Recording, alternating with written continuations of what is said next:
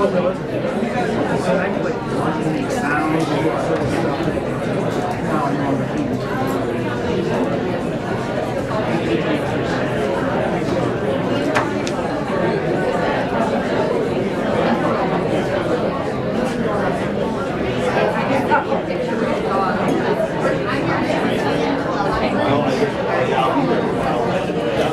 like to call this meeting to order with the Pledge of Allegiance.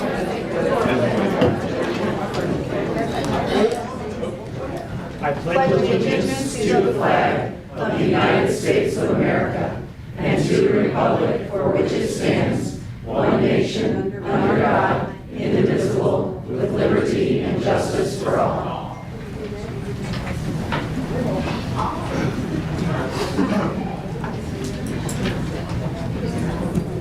Or like a motion to approve the agenda for October 26, 2023 as presented. So moved.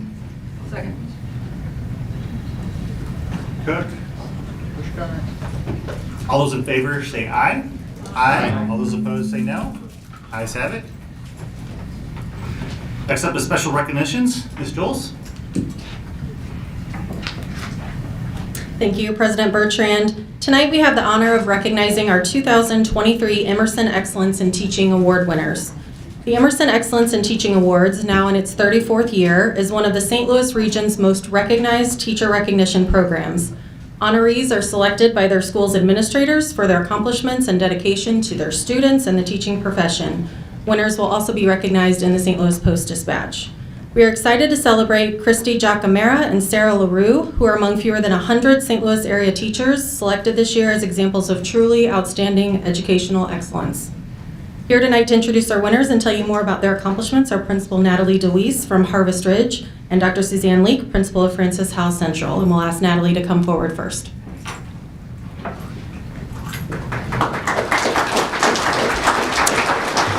Good evening. It is my honor to be able to recognize Christy this evening. Christy has taught in Francis Howell School District for 29 years. She is so deserving of this award, not only for the 29 years that she has spent in the district, but what I really want to recognize Christy for is the last 7, where she has just been vital to the transformation of the achievement of our English language learners at Harvest Ridge. And so at Harvest Ridge, we're just really fortunate that we get to serve students and families from all over the world. Our student body encompasses roughly 30 different countries with 24 different languages spoken by our students. And Christy just goes above and beyond to provide a learning environment that is fun, engaging. She just ensures that her students are equipped with the skills not only to be successful in her classroom, but the skills to be successful in their classrooms and all over just our school community. And when you see her students are just filled with joy as they make their way down the hallway to her class each day. Not only does Christy go above and beyond for her students, but for our families as well. She just makes it her mission to ensure that every family is just part of the educational process of their child. She works collaboratively with every single staff member at Harvest Ridge and anyone throughout the district just to break down barriers for our families and just make sure that everything is easy as it can be, welcoming and accessible for their children. And so just one of the main highlights for Christy is just her passion and organization. She has made our culture night that we have every year just one of our most highly attended events, and one that our community every year just looks forward to coming and sharing food and all the things from all over the world. Christy has not only just transformed this part of our educational program, but she is just well respected by colleagues. She's a friend to many people at Harvest Ridge, and our students and our families are just lucky to have her. We are really proud to be able to recognize Christy tonight.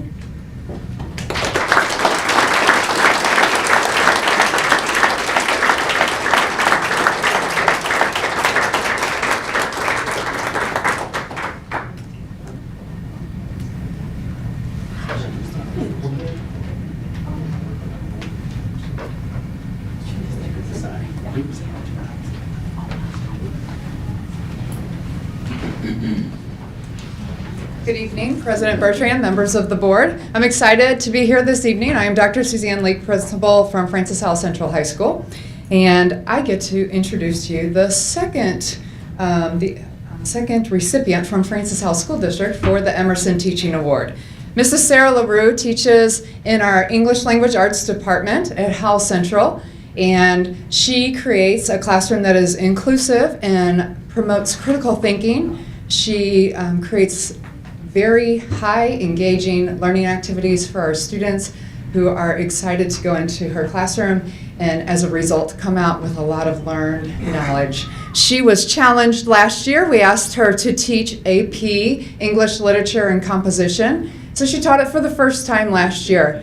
And for the first time ever in school history, she managed to get 100% of her students to score a 3 or higher on the AP exam in English Literature and Composition. The national average for students scoring a 3 or higher is 77%. 15% of students nationwide score a 5, and 25% of Mrs. LaRue's students scored a perfect score of a 5 on that advanced placement test. And the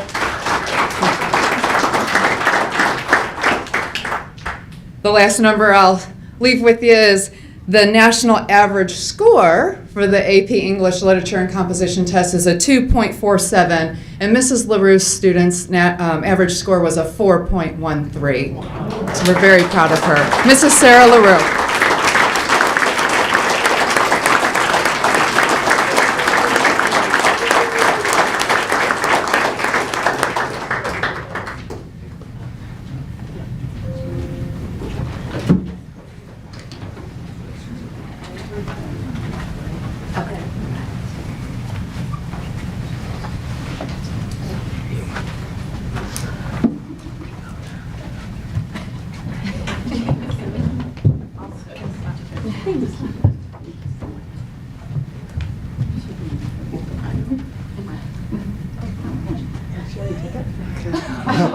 I'm making sure I can see everybody smile before. Okay, one more. Everybody smile big. Perfect. Thanks.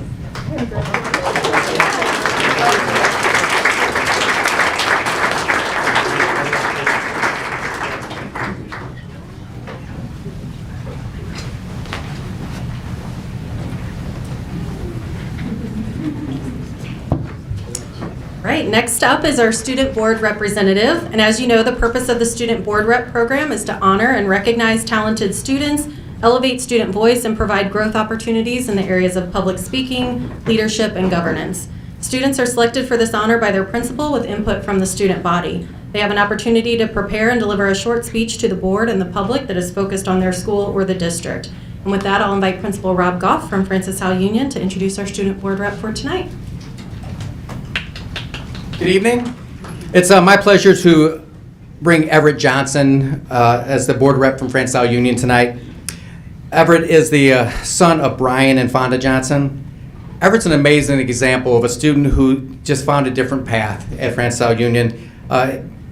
Being described by his teachers, some of the comments were kind, caring, always friendly. He comes to class prepared to work and determined to learn from his classwork, not just get by him. He's just nice to everybody. He's one of the few kids in the morning when I'm standing out front saying good morning, says good morning back to me, and he's actually awake. It just has had a positive impact on everyone. After high school, Everett wants to pursue a career in HVAC, and we're just honored to have him as our student board rep. And he's actually going to say some words tonight. No pressure.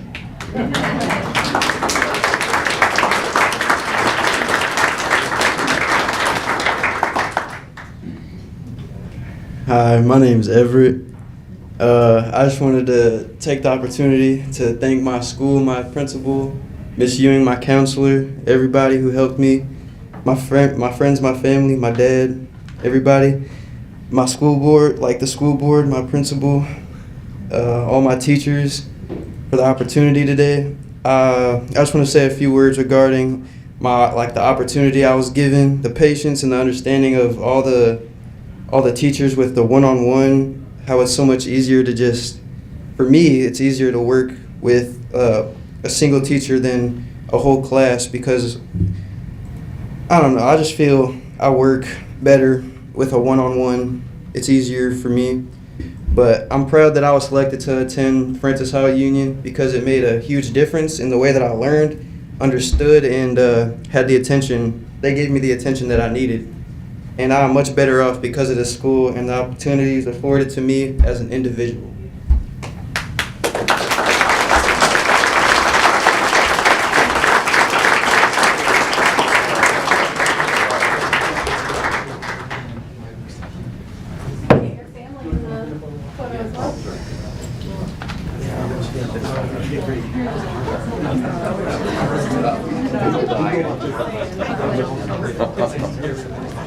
It's easier.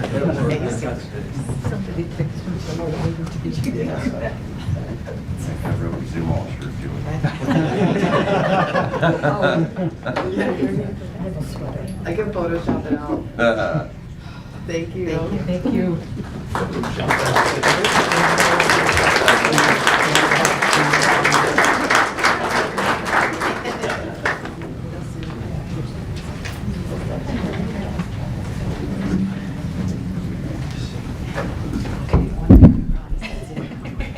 Just one quick one.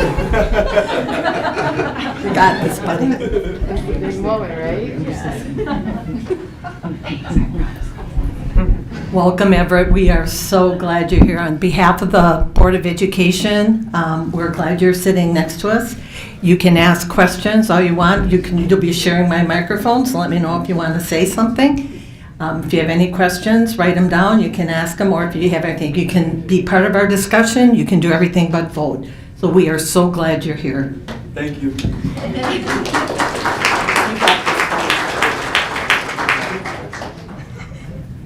All right, next up we have our spotlight presentation, also from Francis Howell Union. So I'm going to invite Mr. Rob Goff back to the podium to tell you about the Next Steps career fair that they're planning. So do I press the button to change? How's that work? Oh, it's up there. Just wink at it. Okay, sorry, I'm new at this. Originally, Miss Knight, who actually did most of the planning, is sick, so they called the bullpen. Here I am, so bear with me. So what we're planning, the Next Steps Career Fair is really set up. Miss Knight and Miss Ewing kind of worked on this to develop an idea of, we're going to hold it here in the boardroom, and it's bringing in just something other than just your traditional go to college idea. So we have labor unions, we have the military community college, some different businesses, technical schools, all coming where the whole student body would get an opportunity. Okay, there we go. An opportunity to see some things that they may not have seen in a traditional setting. We're using some of the youth science data, so Ms. Vargas has helped us with this also, where we identify some areas where the students will have identifiers on, they'll have stickers that have identifiers. That way it kind of gives them some direction also on who they want to see that might be connected to either their aptitude or their interests. You know, it's just for us, it's just, we have non-traditional students and we want to make sure we open up the world to them on areas that they may not even know exist. And I mean, the way the job market is currently, there's jobs that are being created that don't exist today that will exist tomorrow, and that's what we want to open up to our students. And that's just kind of some of the people who are going to come and be participants in the event that we're having that evening or that day. We're just really excited and looking forward to the opportunity for our students to get some other people in front of them that can speak directly to a profession versus me saying, hey, I think this is how that is. Someone who actually knows what a pipe fitter does or you know, a plumber does or something like that. So that's kind of it. Does anyone have any questions? I know that's pretty short and sweet, but it's just me. Mr. Bertrand knows that's how I was.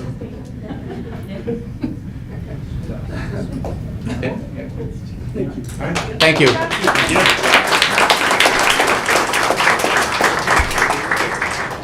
Next, we have patron comments. During patron comments, residents of the district and staff members are invited to address the Board of Education on issues related to the school district. Speakers are called forward in the order of sign-up, and each speaker has 3 minutes to make their remarks. Please remember that only one speaker is allowed at the podium at a time, and combining time or giving your time to someone else is not permitted. The board appreciates you have taken the time to come this evening, and we value both your input and perspective. I would like to remind everyone that we expect speakers to remain civil and respectful when giving remarks. If anyone fails to comply with those board policies, regulations, and rules, we reserve the right to cut those 3 minutes short. For your convenience, a 3-minute clock is ready, and we welcome Amy Easterling. Good evening. Since April, when the Francis Howell family-sponsored candidates gained a majority on our board, we've seen a lot of policies which represent not only an overreach of this board, but a not so subtle desire to sow discord and create distrust of our teachers and our administration. Today, we have the first read of policy 2116, which puts our transgender and gender nonconforming students in the crosshairs of a manufactured culture war. Recently, there was a letter from some Republican state legislatures to St. Charles County school boards urging them to create bathroom policies, and here we are tonight. So that begs the question, are some of our nonpartisan school board members following the direction of the Republican Party? The policy states that bathroom usage will be determined by the gender marker on the student's birth certificate. Great. How do you plan to enforce that? Are you expecting our kids to carry their birth certificates in order to pee? The reality is that what you are creating is a situation where kids who look wrong are at even more risk of bullying. While you allowed for single-use restrooms, I would like to know, where will they be? Will they be convenient? Will there be one on every floor? Because if not, you've created an unfair situation and probably a potential for a lawsuit. And finally, let's get to the most ridiculous part of this policy, and I'd like to quote it verbatim. Except as due to a physical or kinetic disability, only toilets and urinals shall be used for the discharge of human waste. In case anyone is unaware or has been living under a rock, there's been a rumor going around conservative media for a while now that some school districts allow children who identify as cats to use litter boxes for their toilet needs. Surely, I thought, our elected officials are intelligent enough to realize that this is a hoax.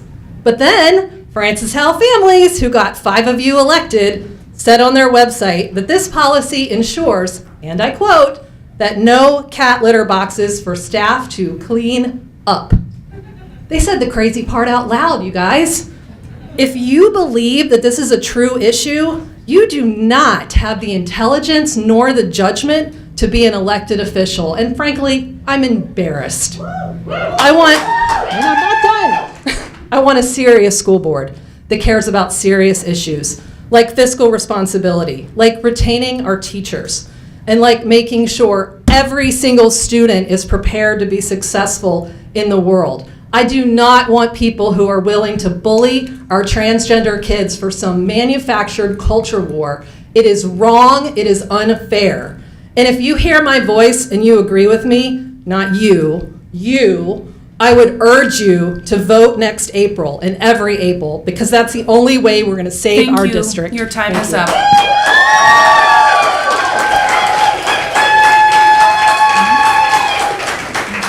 Up next, I welcome Katie Rash.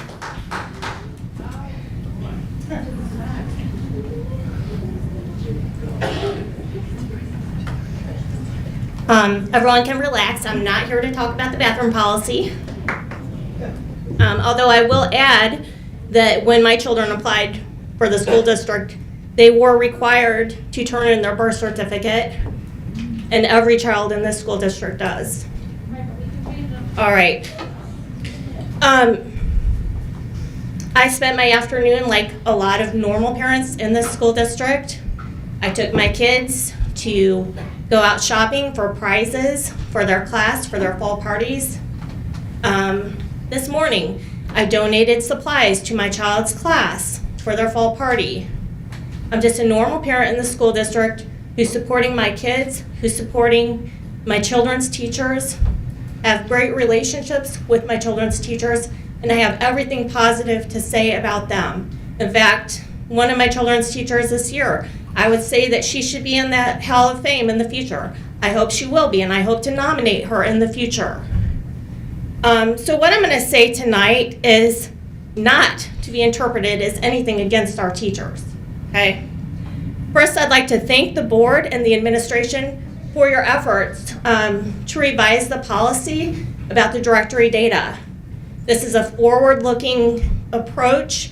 It's to protect parents in the future. But there is a file that's already been released to the public. And if we actually care about student privacy and student security, then we could ask what is being done with that data. And I don't think that the ladies who asked for that data are bad people. I don't think that they're predators.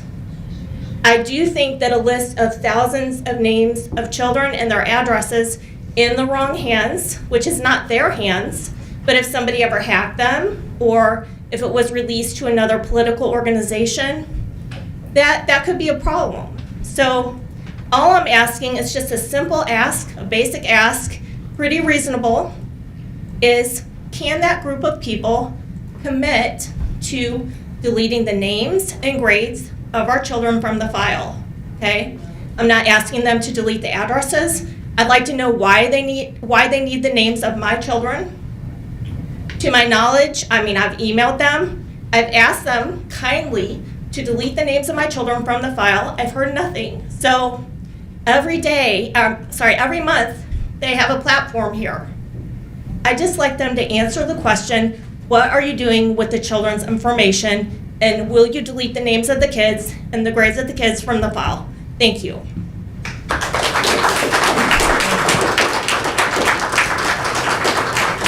Next, we welcome King Gontars. Good evening, Board.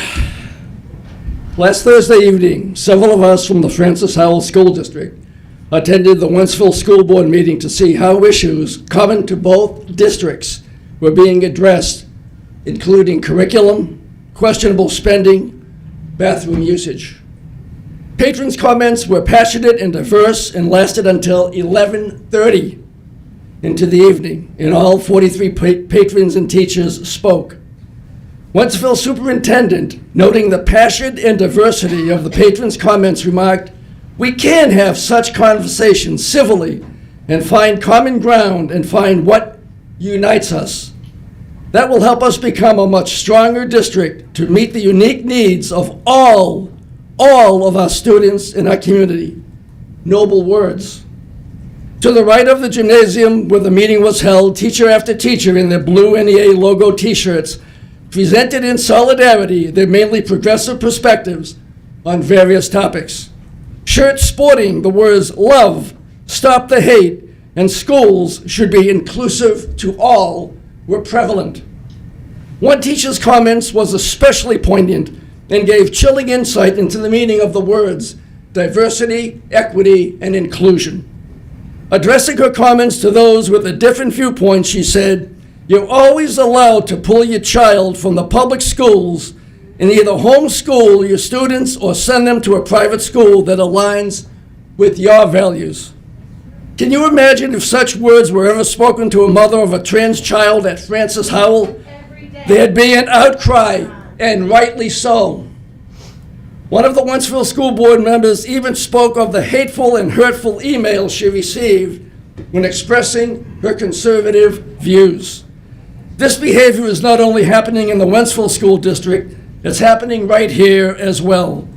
Posts on social media and emails directed at some of our school board members, as well as Francis Howell families, are quite frankly hateful, shocking, distasteful, and disgusting.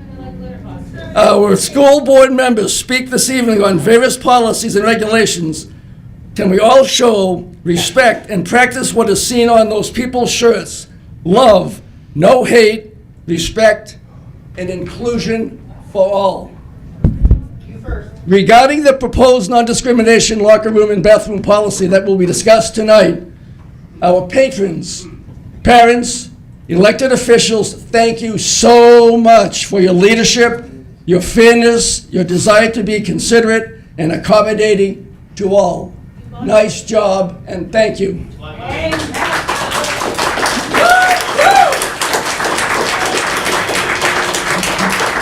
Next, we welcome Caroline Owens.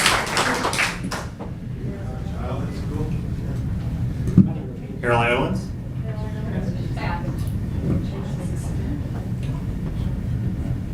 Moving on. Next is Grayson Justice.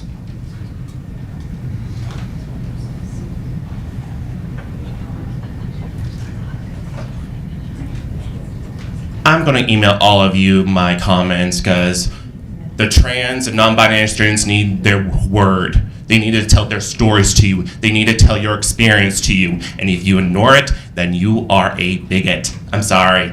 But yeah, that's all I have to say. Love is love, and bigotry and fascism loses. Keep going.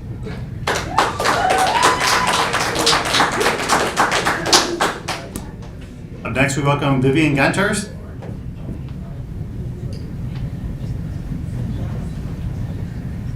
Dr. Rompus, Board, thank you. I want to commend the board for having the courage to offer a new policy on privacy in locker rooms and restrooms, policy 2116. Having read it, I'm impressed with how well thought out and comprehensive it is. It restores sanity and safety and removes uncertainty for students, staff, and parents on the use of locker rooms and bathrooms. And it does it in a way that is consistent with how a person's sex is defined in Missouri Revised Statute 193.215. Policy 2116 ensures the preferences of transgender students are respected if they do not wish to use the bathroom of their biological sex recorded on their birth certificate. It mandates that, shut up!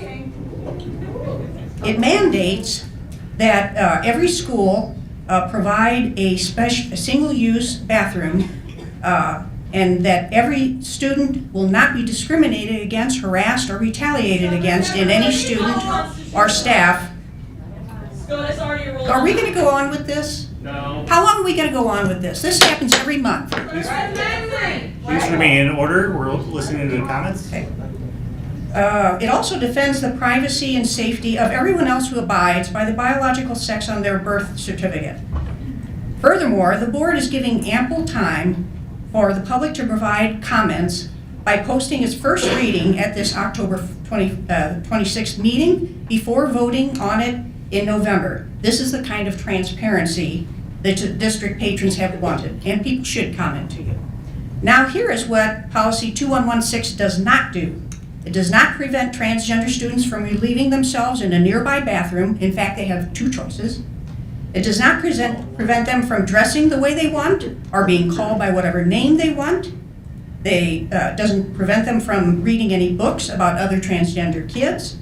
Doesn't prevent them from belonging to any clubs, including a Gay Straight Alliance chapter that is available at all high schools. It doesn't prevent them from getting special services, competing for scholarships, or for taking advanced placement courses or dual enrolling, and this is the job of the school district. In other words, the policy doesn't prevent any student in Francis Howell from getting a great education to prepare them for the next stage of adulthood. All students can be their authentic self without being intimidated, embarrassed, or confused about the simple act of using a bathroom or locker room. If transgender students want to use devices to stand up and pee, or if they want to pull up their skirts and sit down and pee, they can still do it in their own stall. I want to praise the board and support the board for this step. Other school districts have hesitated to develop a policy on bathrooms and locker rooms out of fear that they would be sued. Frankly, I don't know what the transgender students would sue about. Thank you. Because Your they time can't. is up. So I lost my time. I was interrupting. I got about this one. Frankly, I don't know what transgender. Thank you. Your time is up. Okay, so this happens every month. It happens every month, and nobody makes them behave.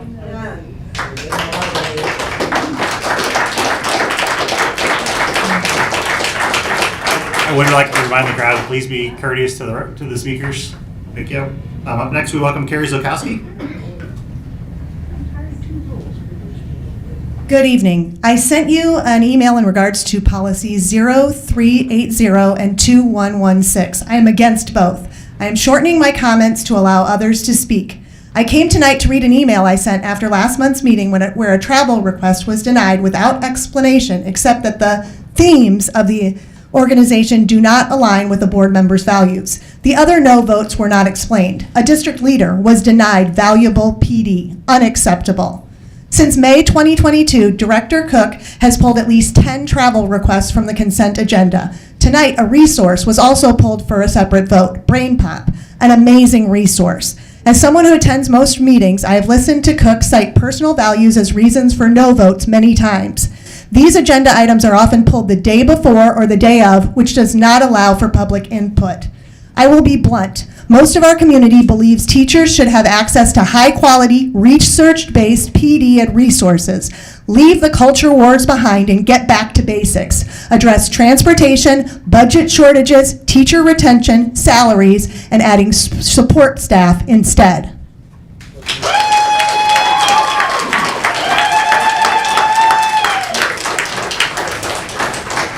Next, we welcome Beth Abraham. All right, up next we welcome Becky Hormuth. Get him up. Here's the mic. Congratulations. Welcome to the world of officially contributing to creating harmful policies that intentionally target transgender people with the restrictive new draft bathroom locker room policy. I suspect the true intent of this policy is to make our trans students feel less than within the walls of the buildings of FHSD. A policy like this shrinks the spaces in this world in which these students are allowed to exist freely. Sadly, Jane, you are reveling in this. As you continually, publicly, derogatory commentary goes on and belittles the LGBTQ community as you misgender individuals in speeches and commentary, etc.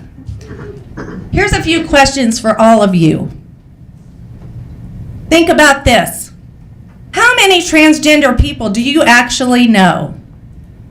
Have you ever had a genuine conversation with a transgender individual?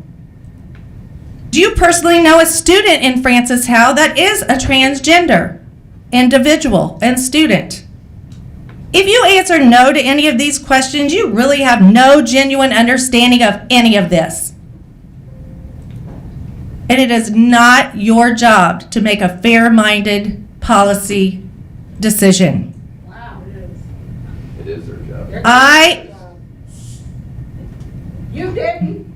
I encourage you to be vulnerable and connect with someone who is transgender and develop a genuine understanding of their life's experiences instead of being so judgmental. If this policy passes, you will be depriving my son and many others the basic need that is central to their identity of living a happy and fulfilled life here at Francis Howell. And just so you know and understand, as of Monday, an official discrimination complaint was filed with the Missouri ACLU. If this policy passes, my family has no choice other than to seek further discriminatory legal action against the Francis Howell School Board of Education. Because inclusivity is not only a moral imperative, it is also a legal one.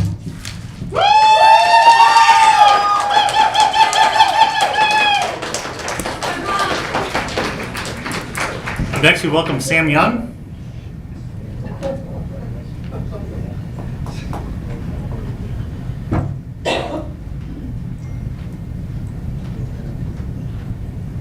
Thanks, guys. Didn't expect to be making it on the podium tonight, so I don't have prepared remarks. Can you talk to the mic, Yeah. please? Is that better? Yeah.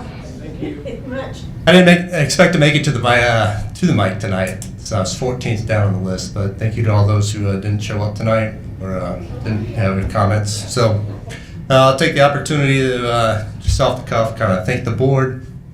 I was going to thank the board also for the policy change on 0380.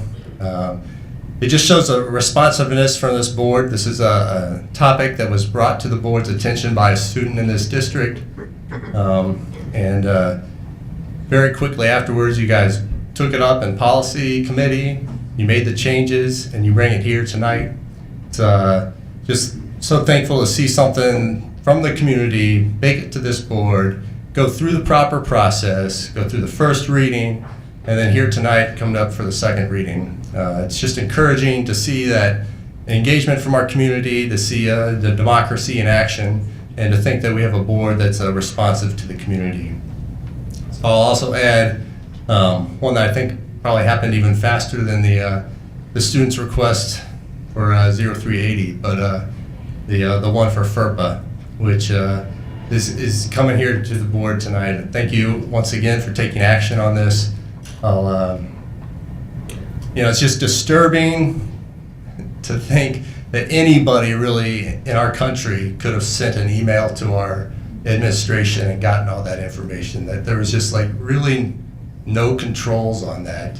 And the amount of data that was just open to just be scooped right up. I don't think anybody really fathomed. No one campaigned on this issue. Nobody was discussing this issue. I doubt anybody in the district was thinking about this issue. It's just one of those things out there that I think sometimes it's a symptom that our education system, can't see the forest for the trees. This happens to a lot of big organizations. So sometimes you lose focus on that and things slip through like that. So I appreciate the fast action on that.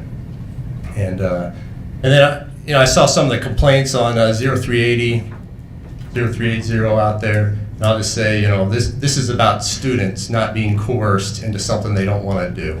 This is not about adults, people that are outside doing stuff outside of their professional capacity, participating in the political process. That's still allowed. This is more about adults coercing students. So appreciate the action, and thanks for the time.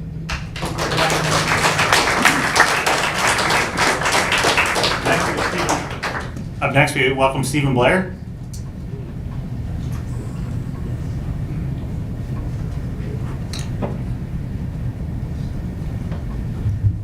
Two things. Number one, education over politics. Number two, Director Puskar and myself were at Fairmont Elementary yesterday for a roundtable conversation. We were both invited to be there. And at the end of the time there, they discussed with me how their elementary school and 1,000 students uses Brain Pop. Now, every student loves it. All the teachers love it. They like it. They want it to continue. Moms for Liberty says that it's full of CRT propaganda. Students and teachers and parents like it. In a few minutes, you'll make a conversation, a vote about it. You can either vote by listening to Moms for Liberty or listen to parents and students and teachers. Education over politics. Thanks.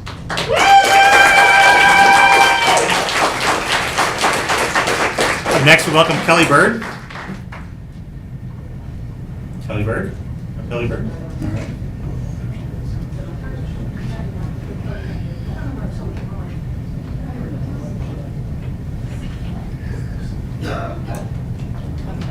Kelly is not here. If Kelly's not here, then we're moving on down the list. Talk to the mic. Up next, we have Levi Hormuth. All right.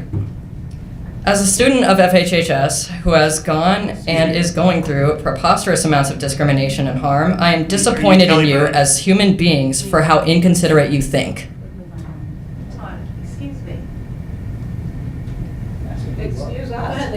Remember this lady over here that was talking that you guys rudely interrupted and time to do it? Go on. No, he was interrupting her. Or he was interrupting for Kelly Bird. And that's wasting time. Okay. Yeah, and so were you guys. Keep going. I and many others find this policy borderline illegal, a violation of human rights, and overall pedophilic due to your inherent nature to gravitate towards children's genitalia and where they choose to relieve themselves of bodily waste.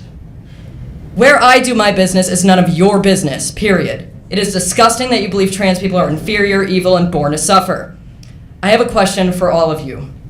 If being trans is a choice, why would I choose to be bullied by my peers for years on end my entire life, and also bullied by grown adults with jobs and more important things to worry about than bathroom policies?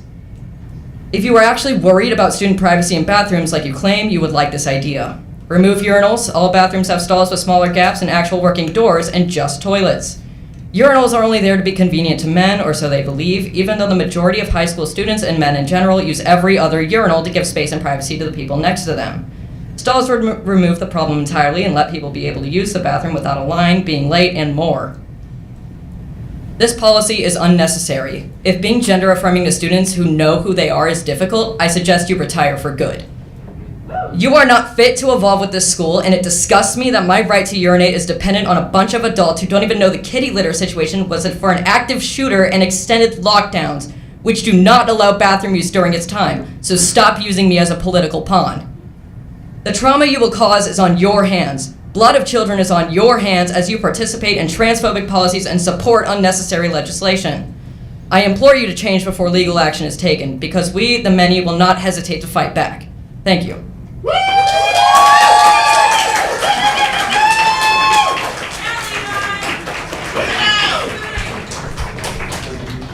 Next, we welcome Alexander Collins. Hello.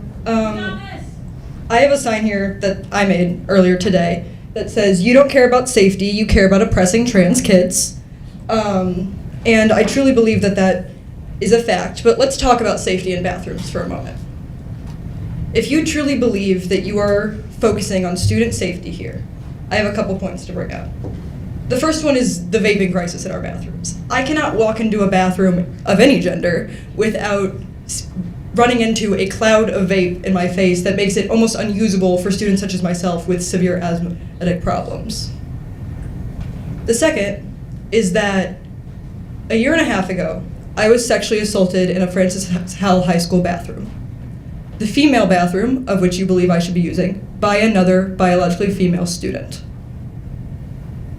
Again, I told you last month, I will tell you again, trans people are not your enemy. Trans people are not the people you are scared of.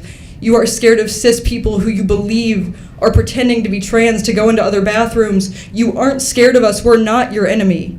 You shouldn't be scared of us. We are minors. We are kids. We're just here trying to graduate. The amount of transgender students I know who have dropped out of Francis Howell schools in the past few years because of fear of bullying, of harassment from staff and administration, and policies that have been teased at by your board for the past years. You make us terrified to go to school, which should not be your goal. Your goal should be for us to get an education. We should be allowed to get an education the same as everyone else without worrying about where the nearest single stall restroom is. Without worrying about if we're going to be able to get there and then get to our next class on time because it's 3 floors downstairs and I'm all the way on the top floor and I have to get to the theater for my next class. I'm scared. And I only go to Howell half-time and I will graduate in May. There are students here today who are sophomores who will be sitting in a Howell school for the next 2.5 years, scared for their lives of bullies and of policies that dictate what they can and can't do with their bodies. Thank you.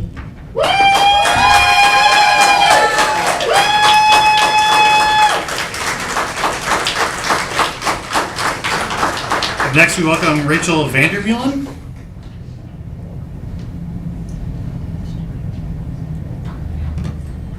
Hi, thank you for time to speak this evening. I'm a proud volunteer and member of this community and serve in many capacities. I had the opportunity of attending the meeting earlier this month where plans for Fairmount and Henderson were discussed. While I was excited to see the board approved plans to move forward with that planning and bid process, I couldn't help but sit here in shock and a little disbelief. At the same issues that were being mentioned in their schools, there's many schools that encompass the same problems: traffic flow, storage in the hallways, cracks in the buildings, stage equipment that is consistently not working and malfunctioning and past its life cycle, playgrounds that aren't age appropriate for students that are participating on them. You have parents and PTOs that are raising money for things that the district should be looking into and taking charge of. So tonight, I just encourage you to look into additional schools and to look for other ways that you can support your district. Thank you.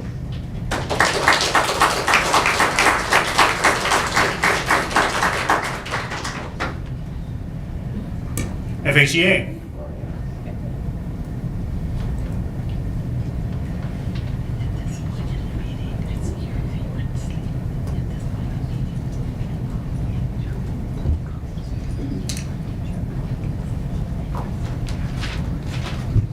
Good evening. I'm Anita Keener, and I'm the president of FHEA. I have just one. Thank you. I have just one little thing to say, really. We all care about our students. We all care about their families. And we care about all of the educators. Do you?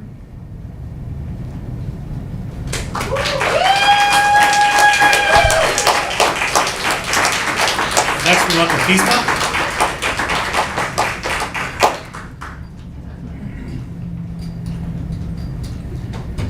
Good evening, President Bertrand, members of the board, Dr. Rumpus, cabinet, and patrons. FISPA would just like to recognize the amazing work done by the facilities department over fall break. All of the schools are looking great inside and out. We appreciate the work that was done to get everything caught up in all the departments. Last board meeting I personally watched on YouTube. The plans for Fairmont and Henderson look great.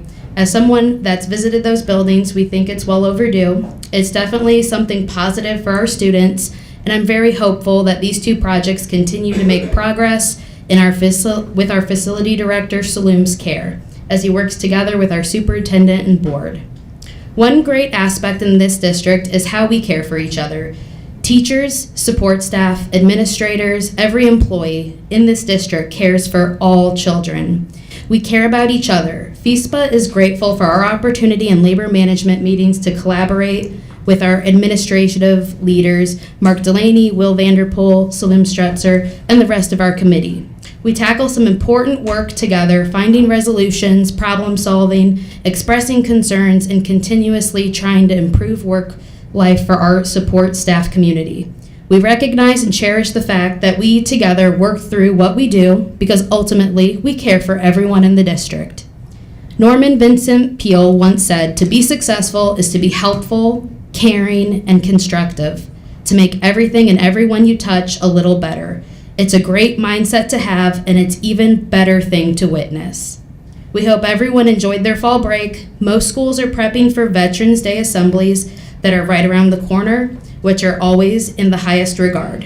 We thank you for your time. Have a great night, everyone, and always be kind.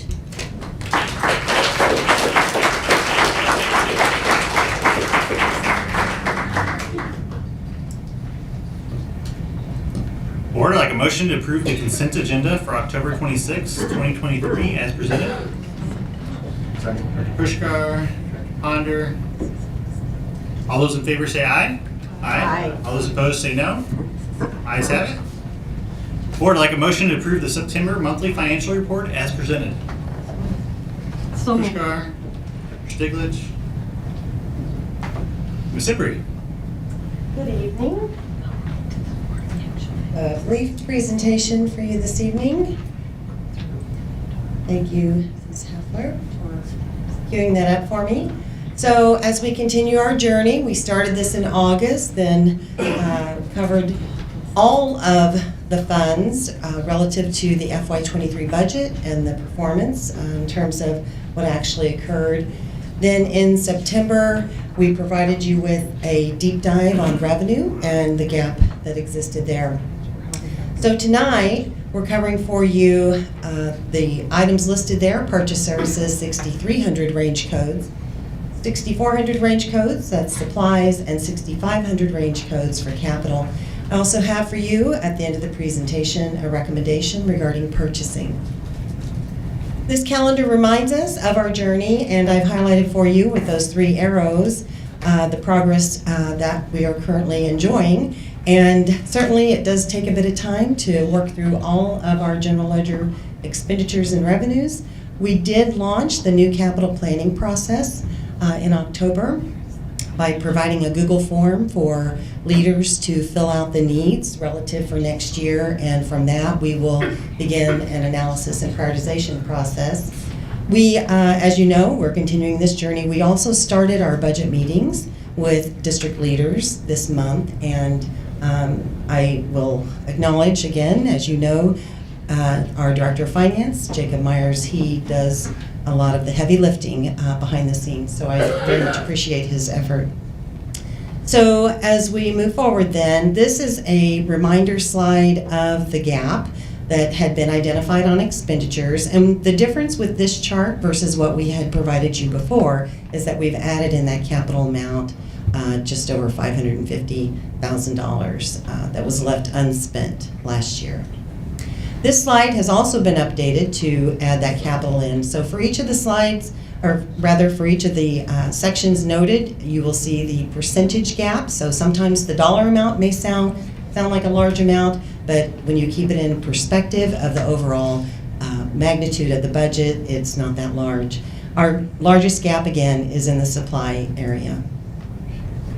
So for salary and benefits, I will bring back to you a presentation next month after we've concluded an analysis of our current year FTE and the cost against the current year budget. We'll pivot and look at this year. We'll bring that to you as well as an overall budget amendment recommendation.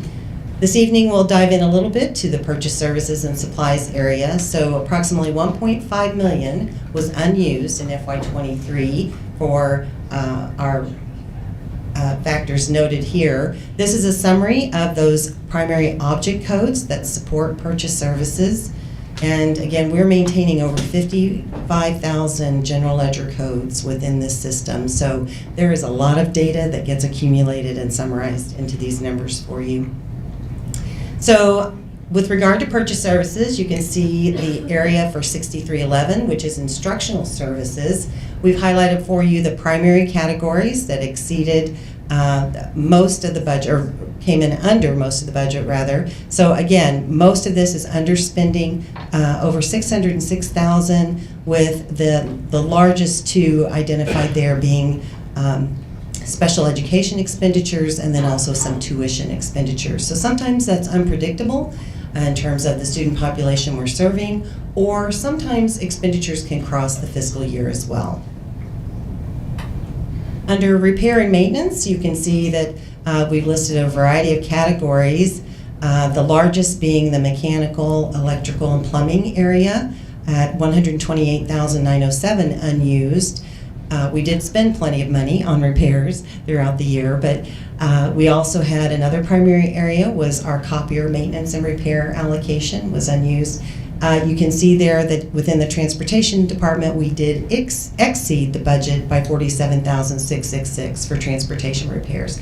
Most of these are unknown, and we are reacting to whatever the circumstance may be in a particular day throughout the year. For contracted transportation services, we've talked about this before as part of a highlight, but we did exceed budget by a significant amount, over or nearly $690,000 for the year. I will tell you that we've met with the Director of Transportation, and we know that that will be one of our budget amendment recommendations to you as part of the comprehensive list that is provided in November. So again, we are required through the McKinney-Vento Act to provide transportation, and the home school district and the district the student is attending, they split that on a 50-50 basis. And so all of those costs then are accumulated into that category for expenditures.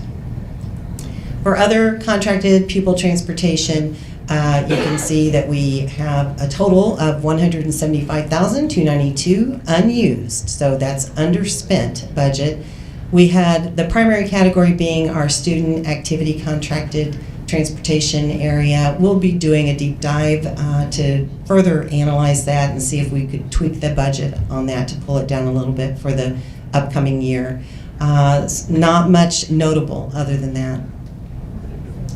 Under the travel budget, we have a variety of factors, again, contributing. The grand total, we came in under budget by almost $374,000. Again, student activity budgeting was our greatest gap in terms of having excess budget. For property insurance, and that also would include liability insurance, as you know, we participate with the music program to provide coverage in the district. And noted there, we came in under budget by $121,000 for property and in excess of $108,000 for liability insurance. I did include a note for you, so just to keep in mind that the premiums were estimated back in May of '22 in building the FY23 budget. And it's always that circumstance. The renewal occurs in January, and we did provide you preliminary information about the renewal and submitting the data. I believe that was last month. The renewal, we've received notification that we should anticipate a 20% increase effective in January. So that could potentially be an adjustment in the current year. We'll assess the data and determine what we need to do with that. So we'll update you on those rates. Should be available by the December meeting for that. Under communication, we had just over $103,000 that was not spent in last year's budget, with two primary categories noted, but they're both fairly small in the big scheme. This is regarding purchase services, Code 6391. The primary overspending occurred within the Sodexo contract, and so that's our nutrition services program. You will remember that we also had excess revenue on the revenue side relative to nutrition services, and so their contract is a percentage basis, and so as they provided greater services, their contract did increase. So we'll take a look at what that is mid-year this year and provide you with a mid-year adjustment on that as needed. Under other expenditures, we just had a couple of primary areas. Again, certainly nutrition services, that one's not surprising. We did overspend in total in excess of $126,000 for other expenses. So as we pivot to supplies, there are limited categories. You can see general supplies, textbooks, electric, and gasoline and diesel. Much of that is not controllable when it comes to utilities. We did overspend in gasoline and diesel. The others came in under budget for a total variance of $1,284,479. Excuse me. For general supplies, we had budget remaining that was not spent in excess of $1.35 million. And as you can see, a primary placeholder was within the budget. Again, that would have been developed back in 2022 for the FY23 year. That was for efforts for strategic planning. So not the strategic planning process, but potentially new programming or new requests that the board might direct of us and funds then to spend for those purposes. Student activities, again, the budget was excessive. We had supplies budget remaining for grounds, and to help you better understand that, we might make an assumption about a certain amount of salt that we'll need for or whatever we use to treat our parking lots and sidewalks and that type of thing. And then if we don't have as robust of a heavy snow year, then maybe we don't use as much salt. So that's just a small example of something that could play out there. We had excess custodial budgets for supplies, and also some practical art supplies were the primary categories. Under textbooks, we have minimal budgets that were unused. We did not spend just a little over $106,000. You can see each of those content areas listed there. And I note for you also that there was a finance contingency code for textbooks also included within the budget. For electric, we left money on the table. We did not spend the entirety of the electrical utility budget, so $190,922. Under gas and diesel, you can see we did not keep up with the price increases that occurred with regard to fuel, so we exceeded budget in total by $224,092, and obviously most of that is transportation with regard to our over expenditures. So this slide shows you a summary of all the capital categories, and the total there is just in excess of $550,000. This is the process I just referred earlier, that we're starting a new capital planning process. We will be providing you with great detail on what the new asks might be, and also we will be making recommendations for a variety of placeholders for controlled purchases. So an example of a controlled purchase as we move forward could be something like the cafeteria tables that are needed in the school buildings. We want to make sure that we're providing adequate allocations each year so that we can address any potentially unsafe needs, that type of thing. So this would be for school buses, for non-bus vehicles like our white fleet that our maintenance and other members of the facilities team might utilize. We are required to code software to capital codes whenever we purchase the new software. That's something that was changed a few years back. We used to treat it as a supply code, but that was modified by the department. So again, a variety of factors within there, and the important thing to note with regard to any capital is certainly that rolling year idea, where a lot of projects can't start until the summertime, but the budget may be in total for the project, so the budget would then need to be re-queued up for the next fiscal year. And we'll take a look at that as we journey forward as well. Okay, so this just reminds you of our assessment timeline. I've referenced it, but budget amendment, and also that will include any recommendation for changes in the current year, including salary and benefits, all the way through capital, anything that we know at this time. We'll continue the process behind the scenes, working with our leaders throughout the district to assess their individual budget lines, as well as develop the change recommendations for FY25. And our hope is that we'll be able to provide you with that multi-year projection. So basically, we will have assessed everything, we know the impact to the current year budget, and then we'll start developing some if-then scenarios of if we provided X percentage increase on salary schedules, how would that play out over the coming years. We'll also include in that projections relative to what might happen with the basic formula funding, or potentially our local effort through our tax revenue that is supported by patrons. Okay, so excuse me, this now delivers us to the purchasing recommendation. I've talked with you about this in a variety of settings, and I began actually when we had that work session in the summertime talking about the contract approval process. And so through that comprehensive analysis of how we're conducting business, I have some primary recommendations for you relative to purchasing. We have implemented a variety of new processes to tighten up the approval path that items take, but this would enhance our ability to work more efficiently. So the first one is an annual approval of preferred vendors with an estimated annual amount. So we have interesting scenarios happening in Francis Howell where the Director of Transportation does provide a recommendation for the comprehensive fuel costs for the year, and so a purchase order for that comprehensive amount estimate is provided to you for approval, and then that is encumbered in the system, and then they pay the invoice. Every time it comes in, they just pay the invoice. So we also have provided you with a recommendation on preferred vendors for a variety of services, such as our HVAC repairs, that type of thing, but we didn't provide you with an estimate for what this might look like for the year. And so that then caused us to fall into the situation where every time we have a repair, and oftentimes they're $9,000 or $10,000 or $12,000, as you well know, that comes forward. So we must follow that emergency approval process, and you're receiving notification that I'm authorizing something under this emergency approval process, and we bring a memo to you, excuse me, and then to the next board meeting for your ratification.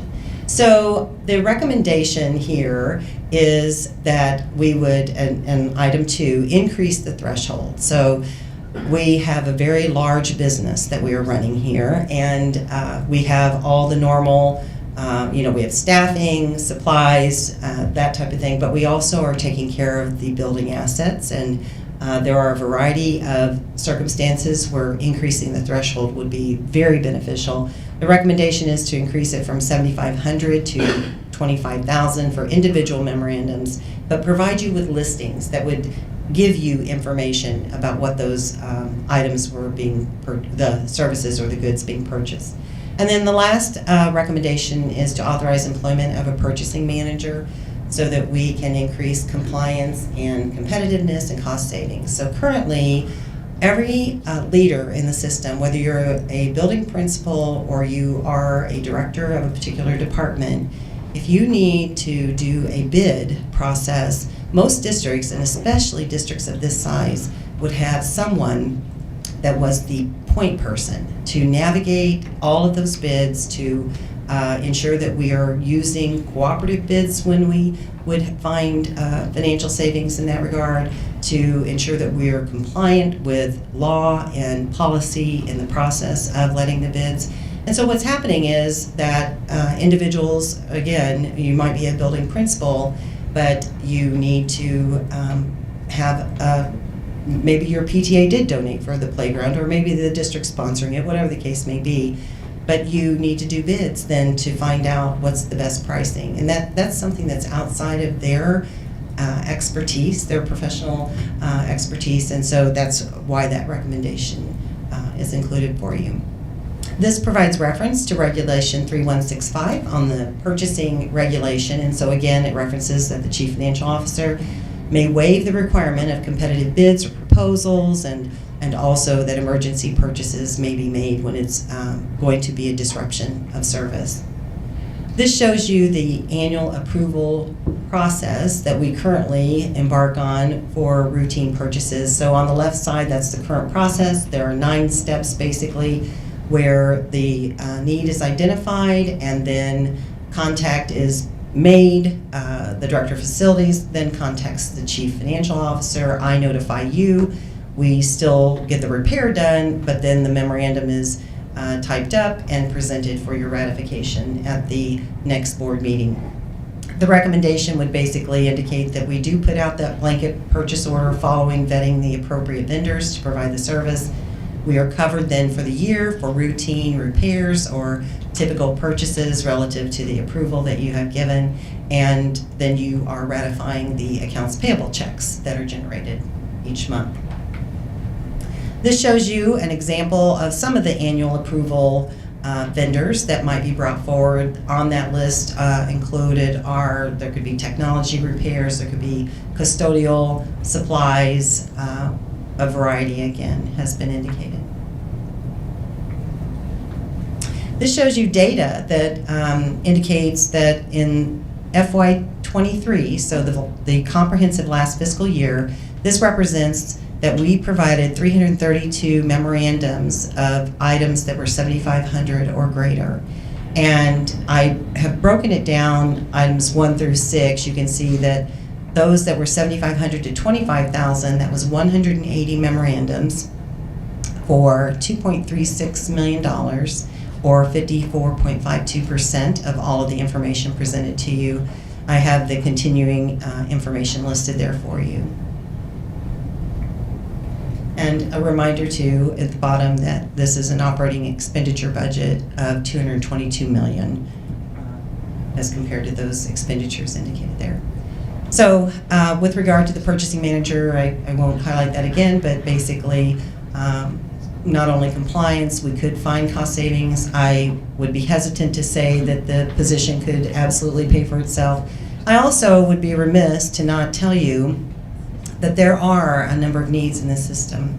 And, excuse me, this simply represents one under my purview that I've identified that I recommend to you would be addressed. And that's the end of that. Do you have any questions for me? Questions, board? It looks like you compiled a list of all the purchases over 7,500 for the past 12 months. Right, last fiscal year. Do you have it by vendor that you could share with us? I'd be interested in just yes. perusing that and seeing as we weigh that decision. Okay, thank you. Yes, certainly. I just have a quick question. So back on slide 5 or 6332 under repair and maintenance, Yes. you were saying mechanical, electrical, plumbing, that was for repairs? That would be budget that was not spent on repairs Okay, so in that area. do we have a separate line item for preventative maintenance, or would that be included in that? I would estimate that that is included together. I'm not aware that we do have a separate, I know that the Department of Elementary and Secondary Education does not differentiate between that. It is possible that we do have those codes split out. I'll need to check into that. Yeah, I'm only thinking because with that much stuff, I know there's that much preventative maintenance to be done to prevent bigger breakdowns later.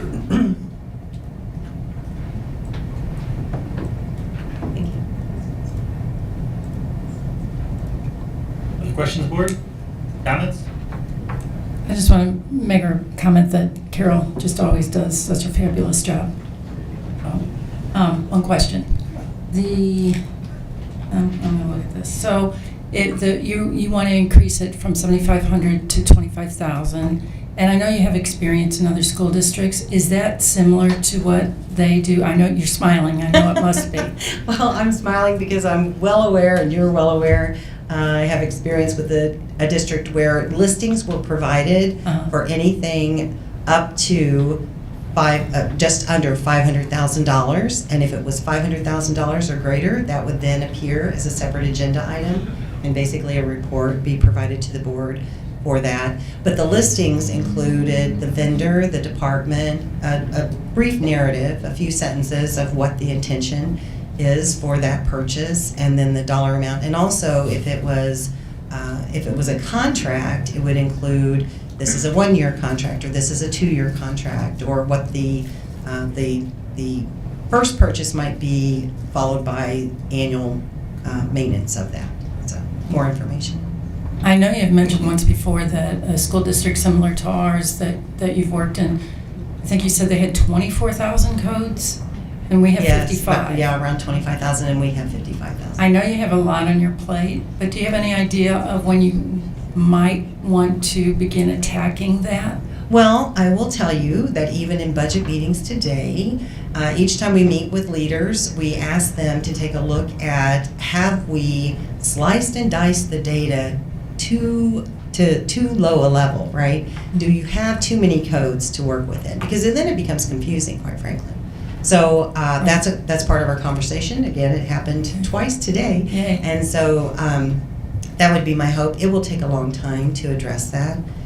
But even one of our directors today, if I may call him out by name, Rich Wilson, Dr. Wilson, we were reviewing his codes, and he's got 3 different departments under him, even though he has 1 department. And so the curiosity was, is there a benefit to you or your team members that is carved out the way it is? And so that's part of our dialogue. It'll be a slow turn, but I will say also that the accounting team's excited about the possibility of, Can imagine. pulling it in. Yeah. Again, my compliments. Okay, thank you.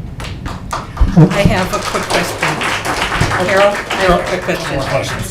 Yes. Everett sitting next to me wants to know what our total budget is for the district. And I said to him, I was going to give him my number, and I thought, yeah. What's your number? I said about 230 million, 400. That's our operating budget, so we'll go with that. Around 230 million. That's what I told him, so I just wanted to make sure I was right. So thank you. Carol, one more. Yeah, On the recommendation to go from 7,500 to 25,000, would the board still be approving everything between 75 and 25, but just in a list format without Absolutely. memos? Okay. Absolutely, and actually just everything. So currently, our leaders do input a purchase order to complement whatever that memo is. We would still make sure that those were happening and that there was enough of a description provided in the listing to give you what you need to make a decision. Okay, thank you. I'll just say, I think most of the board knows I'm a fan of streamlining, so I definitely support some of these recommendations in general, and wonder kind of where the rest of the board may be, and if the idea of having a working session around some of these recommendations and how they may operate in practice would be something valuable to everybody. As treasurer, absolutely. No objection. All right, sounds like that's maybe a future action item. Board, we're on a motion to approve the September monthly financial report as presented. All those in favor say aye. Aye. All those opposed say no. Ayes have it. Board would like a motion to approve the purchases over $7,500 as presented. So moved. Second. Stigledge, Ponder. All those in favor say aye.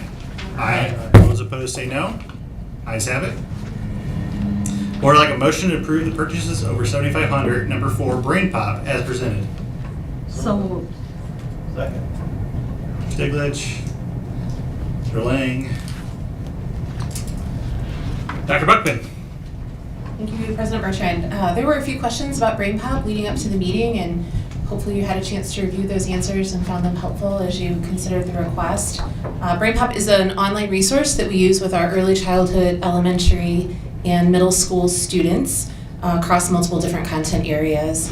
We've been using it in some capacity for about 16 years, was as far back as we can find it. It may be longer than that, but as we pulled, that was as far back as we could go. This year, you'll notice that the recommendation or the request that we brought forward only asks for elementary and middle school in the renewal.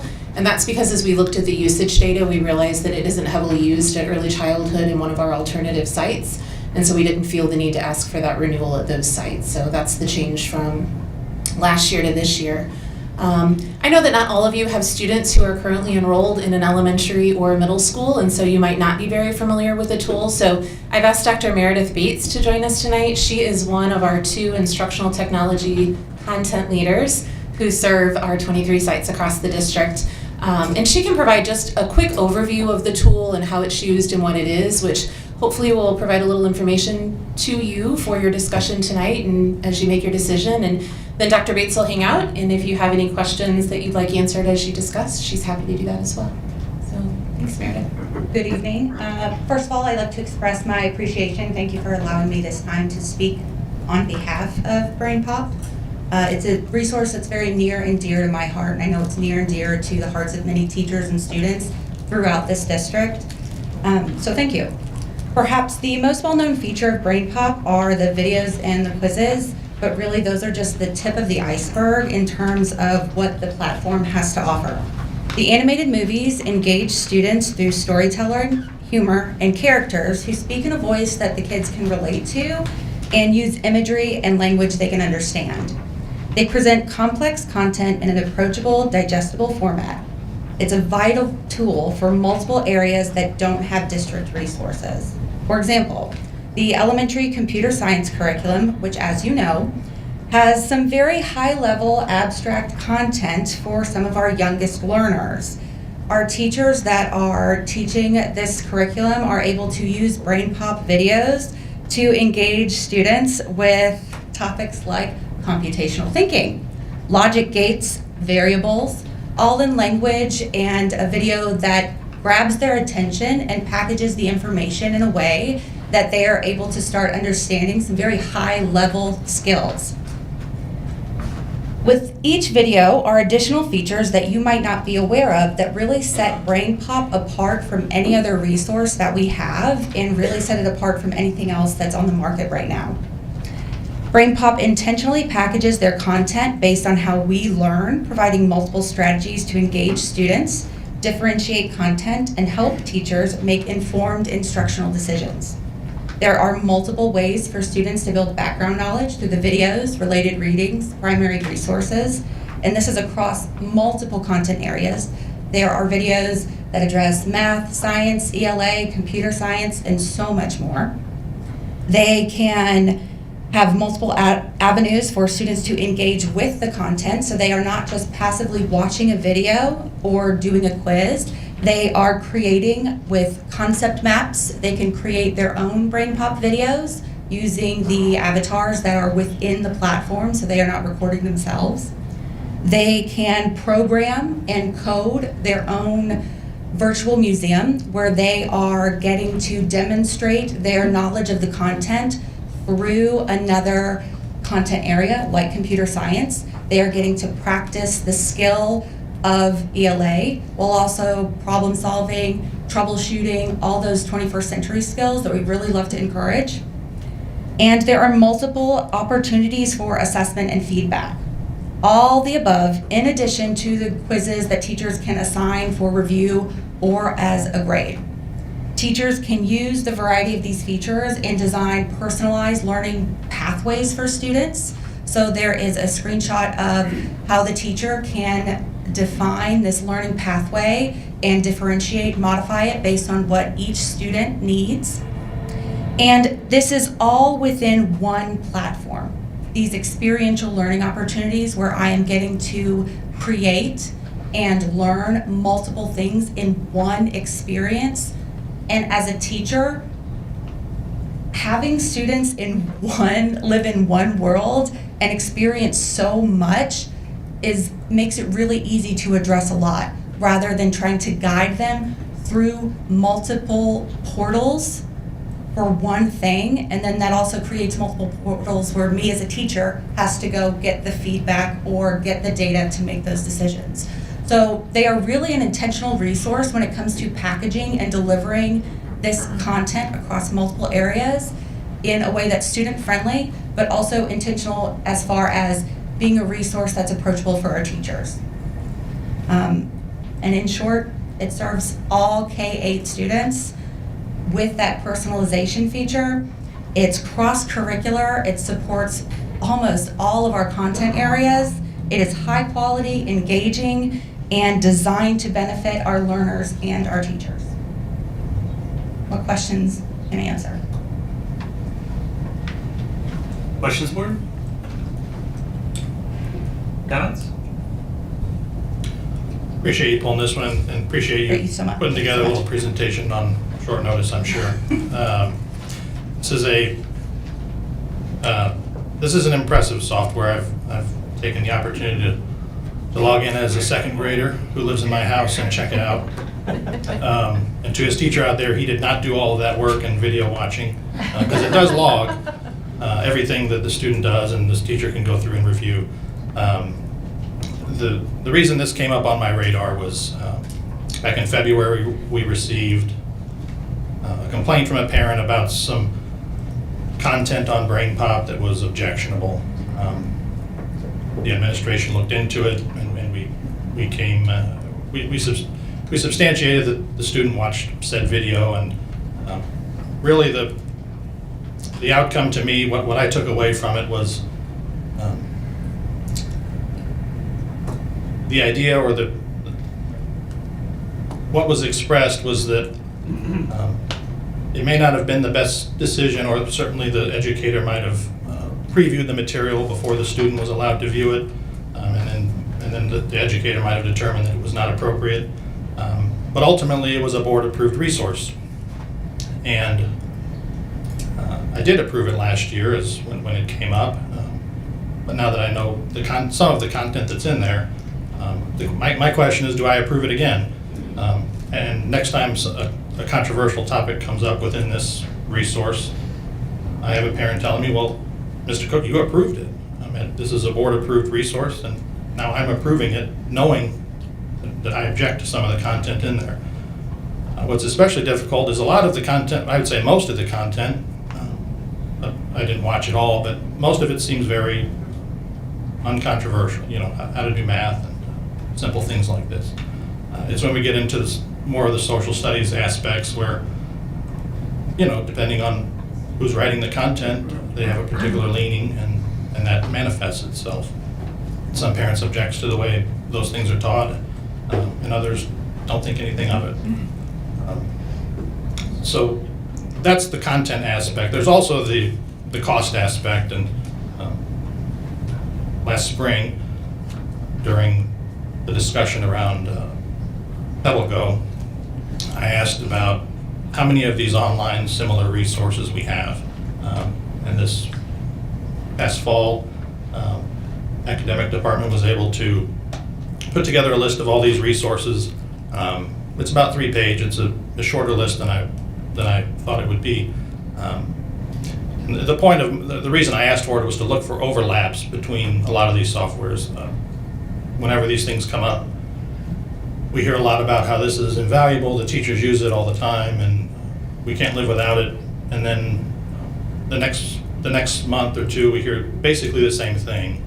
That we use this all the time, and so I, as a board member, as I'm, doing oversight, I have to ask, if we're using all of these, how is that possible? And what I think is that maybe some teachers use Brain Pop, some teachers use Pebble Go. I'm not sure if that's happening, but for me, it would be more beneficial to see all of those presented at once in one workshop or meeting, and approve them in a way that we can see all of them together, and that way it's not so spread out for us. I can clarify the difference Sure. between Pebble Go and Brain Pop. So Pebble Go. Well, before you start, also the overlaps I see is with Generation Genius, Pebble Go, and TrueFlix seem to all overlap with some of the content in Brain Pop.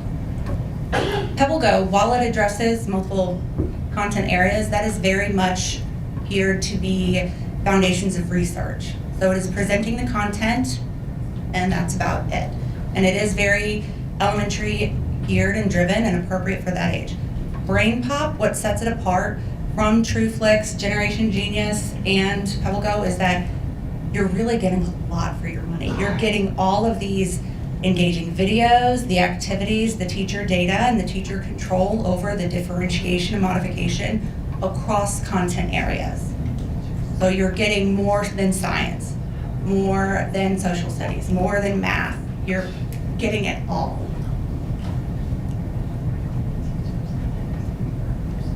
So Pebble Go, in my mind, I use Pebble Go and Brain Pop in tandem because you can address a lot of different aspects of learning and the learning standards, because they both address them and they both call out the Missouri learning standards and how they hit them.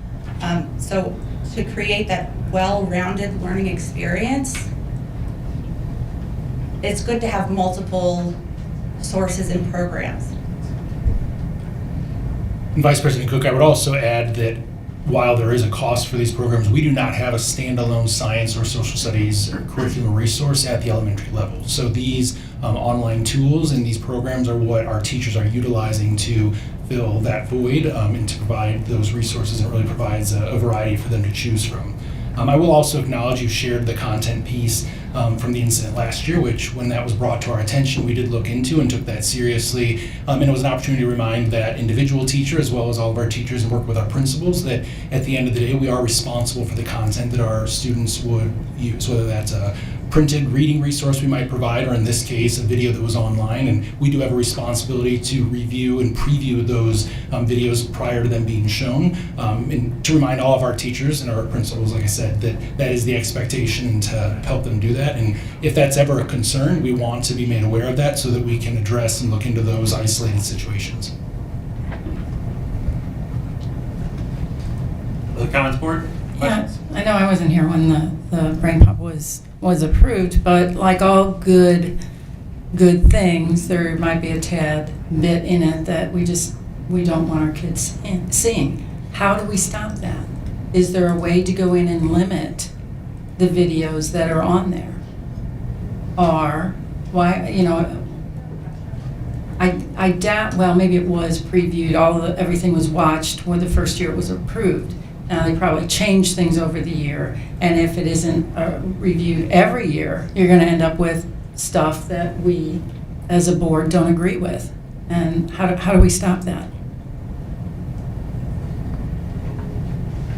What I would offer, I understand the concern, and I think what I would offer with that is that, in my experience, watching teachers use the resource, the vast majority of instances, there is a specific video that students are directed to watch. So we are learning about the water cycle, and I want you to watch this video about the water cycle. And I might differentiate how students watch it, but it really is very rare that students are just set loose to pick random videos that they want to watch. There might be instances where we are talking about a topic, animals, and there are 4 different videos about animals, and the teacher would preview those 4 videos, and students would have choice. We often look for opportunities to give students choice. Students would have choice between those videos.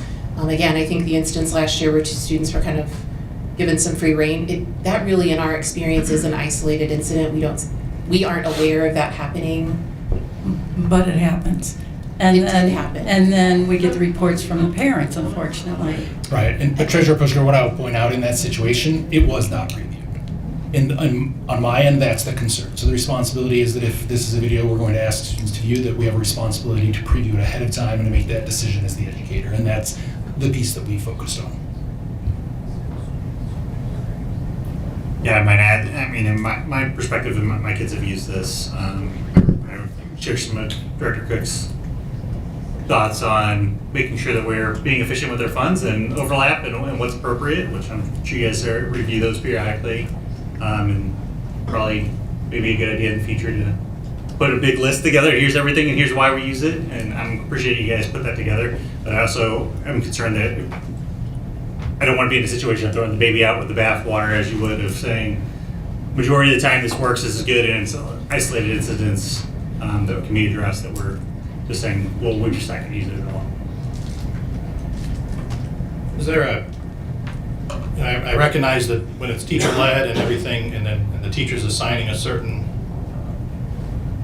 module or video or what have you to a group of students, I don't think any of us, well, I don't object to that. I won't speak for everyone else, but I guess is it just something where we can ask the buildings to, the example that I get was, if a student finishes their work early, they're working on an assignment or I don't know, whatever they're working on. If they finish early, then the teacher says, well, just, while I help these other students, I'll review some brain pop videos, and in which case that's what happened in February, I think. And the students click around and find what they find. But I wonder if that's something where we can, or you guys can, as an administration, say, we prefer you didn't do that with brain pop anymore. I would feel comfortable with that if it was more focused. But when we're given free rein, I think that invites tough questions to us down the road. I think what we could commit to doing is providing some reminders to staff that anything our students are having access to should be previewed. And there are hundreds and hundreds and hundreds of videos, so it wouldn't be possible for a teacher to preview every video on Brain Pop. What would be possible for them to preview is these 10 math concepts that we've covered this year. You can watch any of these videos within Brain Pop. So providing some limited choice to students of videos that have been previewed. I think that is what we hope to be happening, and we can reinforce that. Well, and I think that you would agree that all the teachers are on a team. They should be sharing this information. Hey, I saw this video. That's not a good one. Don't do that. Would you agree? I would, and I'll be honest, I think with one, maybe two exceptions, I don't know that I've ever heard of something being inappropriate that students are watching. Those aren't the videos that are aligned with our standards that our teachers are using to deliver the content with.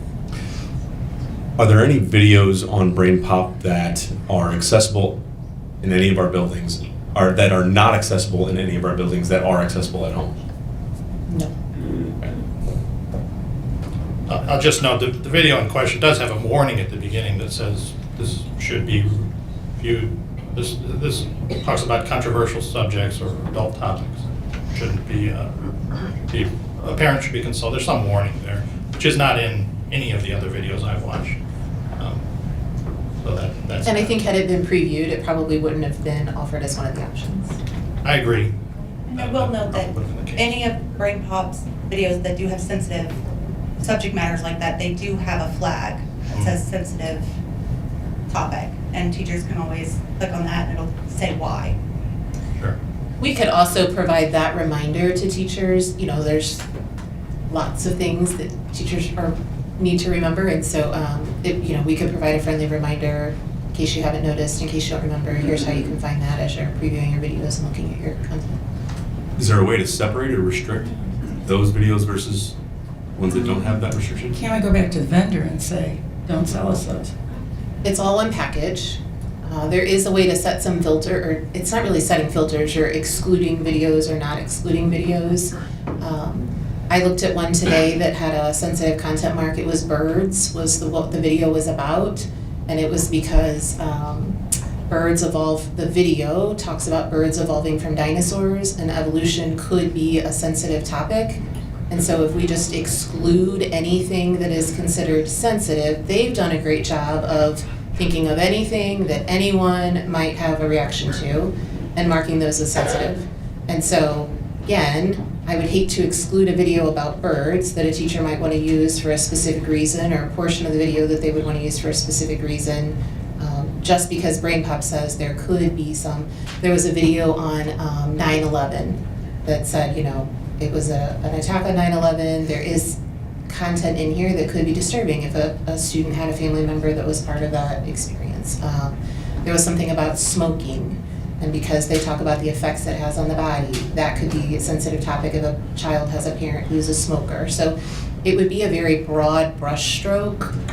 Again, I think our desire would be for a teacher to watch the video and decide, is the content in the video appropriate for the students in my second grade class? As a teacher, there were years that X video would have been appropriate for my students, and the very following year, the group of kids that I had, that exact same video would probably not have been appropriate because of the different kids in my class, the experience of those kids, or personal situations. So again, I hesitate to make a broad brushstroke and just start eliminating things for access. I think the first attempt would be to really stress the need to preview the content and ensure that it aligns with your instruction and your standards and it's purposeful. And if we have concerns beyond that, I think that might be a later conversation if this doesn't seem to work. But again, we are not being flooded with concerns from families, concerns from administrators, concerns from teachers that I'm using these videos and inappropriate things, or that it really isn't. Aside from Director Cook's example, I am not aware of any examples of. I would like to say that a couple things. I was flooded today with emails from a lot of teachers out there. And first of all, I want to thank them for their time. I tried to answer as many as I could. Today was not one of my better days for answering emails, so I do apologize to those I did answer. But for the majority, it seems like this is a resource our teachers really love and use almost every day. So, but I went to the expert. I asked Everett here next to me what his thoughts were on BrainPop. And I'm going to he said it's been a while since it's a middle school resource, but I'm going to let you share what he told me. Go ahead. Me personally, I love BrainPop. And I said, I looked at him and I said, I guess that means I need to vote yes. So for that, I just want to let you know, Everett is right here. He told me he loves BrainPop. Additional questions, comments, board? I just have a small comment. I went and looked back up about BrainPop. I didn't see a whole lot of negative. There was some concerns over minor things, mostly positive, but I was more intrigued by the fact that a lot of homeschool people use BrainPop. So there was quite a bit, not a whole lot. I didn't get in depth, but wanted to refresh my memory over the whole BrainPop deal. Just real quick.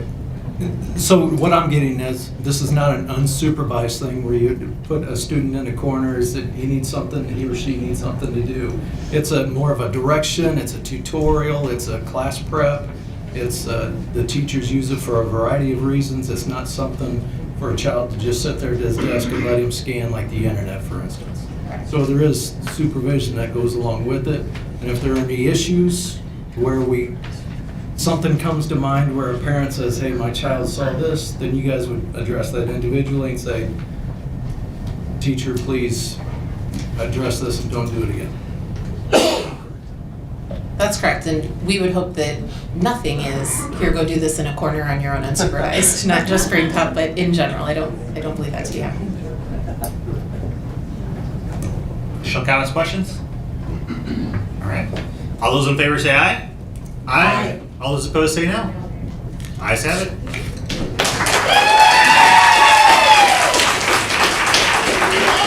Board would like a motion to approve the additional certified positions as presented. So moved. Pushkar, Cook.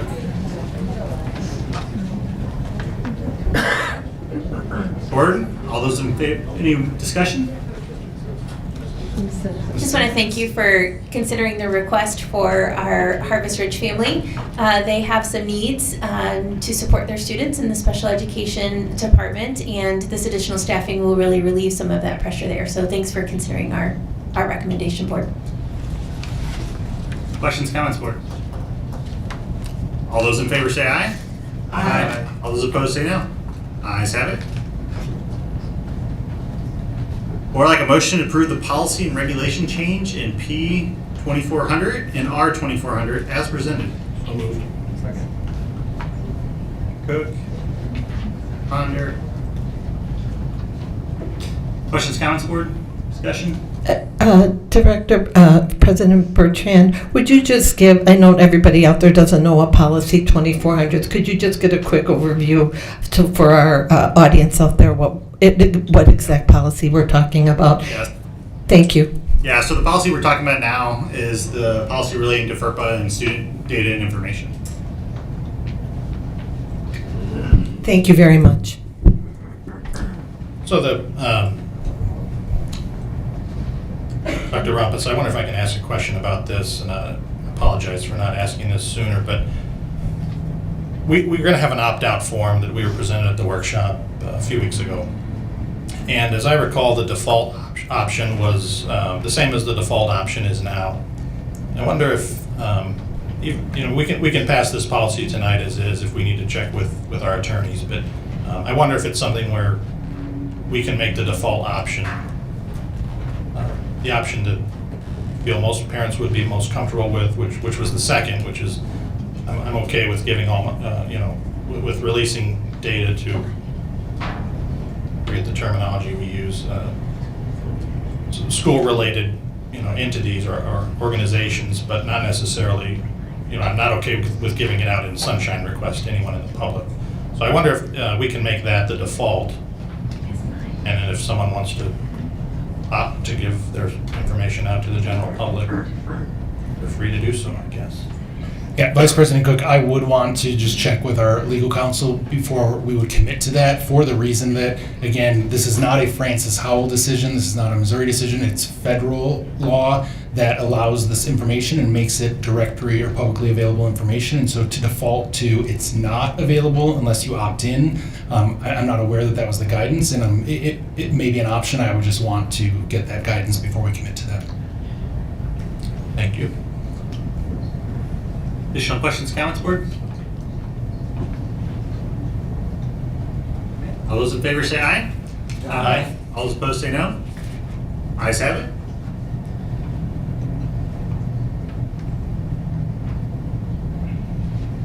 Or like a motion to approve the board director policy changes for P3114 as presented. So moved. Second. Cook, Ponder, and just for everybody's reference, this has to do with fund balances for the district. Questions, comments, board? All those in favor say aye. Aye. All those opposed say no. Ayes have it.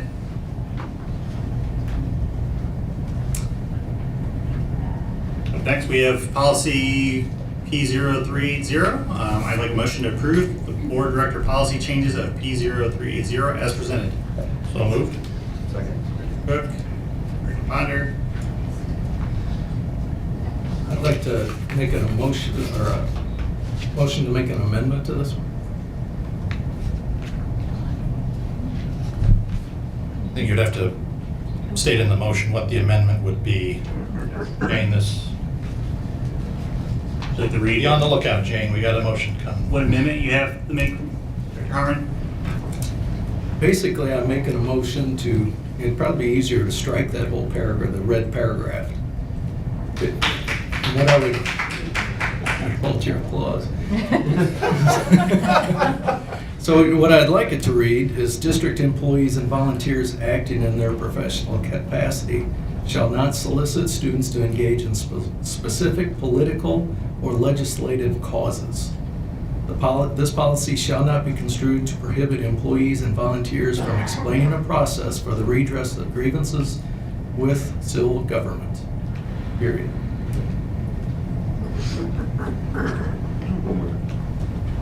One more time, Ron. District employees and volunteers acting in their professional capacity shall not solicit students to engage in specific political or legislative causes. This policy shall not be construed to prohibit employees and volunteers from explaining a process for the redress of grievances with civil government. Director Harmon, you had a specific reason for making that change? I'll second the motion so we can have a discussion. And so, yeah. Right. Discussion. Director Harmon, I know you had a reason for making that change. Can I ask some of the reasoning behind it? Well, I think of my daughter in her AP Gov class, and I loved the way her teacher ran that class. And he encouraged, I would hate for a teacher who was encouraging students to be involved, to get in trouble for being encouraging. Mm-hmm. So I think there's a difference between encouraging and trying to get somebody and soliciting a child to do something. I think there's two different things. And then the other thing I have a challenge with, in a manner which could reasonably be viewed as pressuring by a student. I'm not sure what that would mean. I mean, it would be something different for every student. It would be something different for every teacher. And it just seems, what we're trying to go for is we're trying to say, teacher cannot approach a student to solicit, they cannot solicit a student to stand in front of a school board, and not go make a speech, and not walk in a parade. They cannot solicit a student to do that. I think that's what we're intending to do. That is the intent. And it's just so let me read it back. So district employees and volunteers acting in their professional capacity shall not solicit students to engage in specific political or legislative causes. Okay. My question is, if we do that, would we be, because we have a lot of our student groups that are legislative government that are taking that, are we going to be, if that's stated, are we going to be making that, saying they can or can't, we can't have them as part of that? Say that again. I said my concern would be if we're asking them that they can't engage in political activity or legislative advocacy, what about our students that are in local government that go to all these things and have, are we going to be limiting that too? No, it's just simply saying that a teacher cannot solicit them to do it. If a student wants to do it voluntarily, amen. But they cannot solicit them to specifically do it. And for a specific cause. For a specific cause. Well, basically, to put it concisely, what we're trying to prohibit is a staff member pulling aside a student in the hallway or after school saying, hey, Randy, why don't you go, you would be a great person to go talk about this at this, the school board or your state senator or whatever. And then the student is kind of put in a situation where if she says no, then that could be awkward. She could say yes, but the point is to remove that pressure from the student. And we would hope that no one would ever do that, but that's what the intent of that is.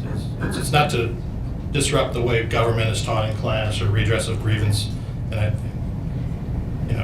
tried to put that in here to make that clear, but I think there is still a lot of misunderstanding of what the intent is. So I'm okay with the amendment that you proposed here. It cleans it up.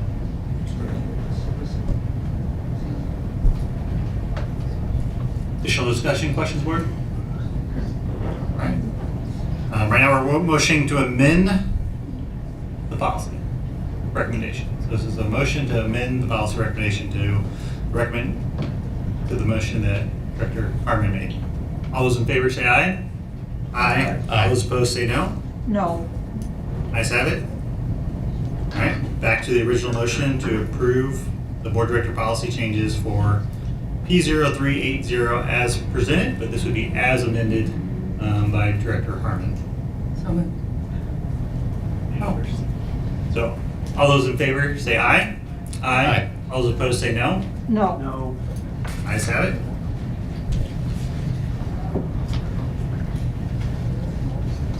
Next, would like a motion to approve the board director regulation changes for R6335 as presented. So moved.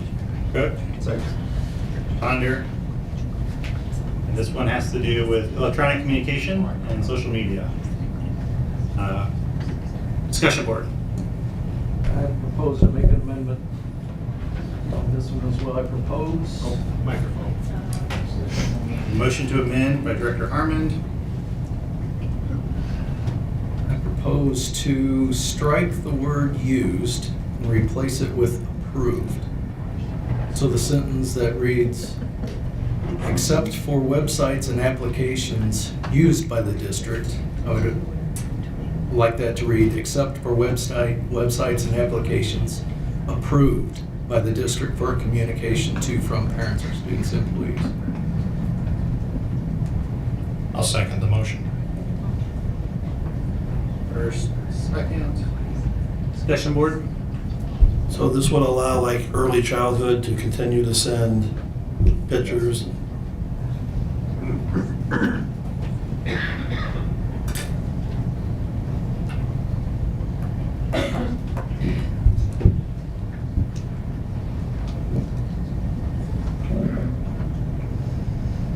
Other discussion?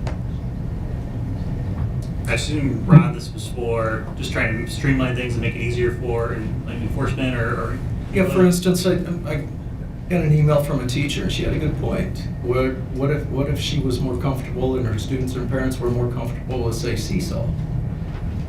Why shouldn't she be able to use Seesaw as long as the district and the IT department had no problem with Seesaw being used? So I would think it would be much simpler for them to be able to approach the administration and say, hey, I like this software, I like this app, can I use it? Versus already being used. Versus being used, I'm not sure what it, I mean, if the administration isn't using it, then I can't use it. Was there a specific reason why we are coming forward with this? I mean, I guess because we already have a policy in place for this, we're just adding to it, correct? Making it, was there a specific reason why we're bringing this forward? Because I think I agree with Mr. Harmon on this one. I mean, it seems like we're limiting to a point where, do we really need to be doing that?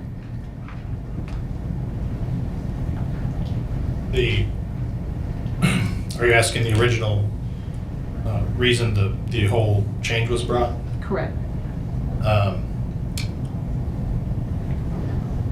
Well, the original reason was I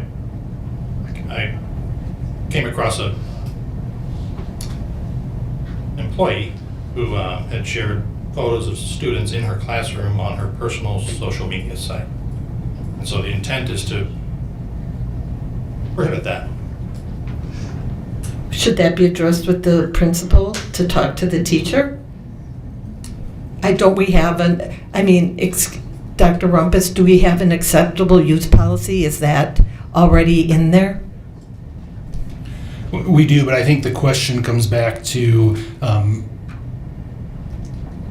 the usage of personal accounts sharing this information. So we do, the administrative team does support this amendment. We believe that, one, it allows from an overall specific application an opportunity for us to have a process to say, yes, technology is changing, new communication apps and systems are developed, that this would allow us an opportunity to review those and say, yes, we do support usage of this one. It would also allow us an opportunity when we think about maybe a specific coach, athletic director, myself with my Twitter X account, to say that, yes, we do approve you using one that might be your name as opposed to the district name, but we do view it as your district professional accountant to approve that. So it would give us the ability to support our teachers and administrators in making those decisions, but also allow us some oversight. Thank you. All right, so I have a motion to amend the original motion by Director Harmon. All those in favor say aye. Aye. All those opposed say no. Ayes have it. All right, on to approving the Board Director Regulation Change R6335 as amended by Director Harmon. All those in favor say aye. Aye. All those opposed say no. Ayes have it.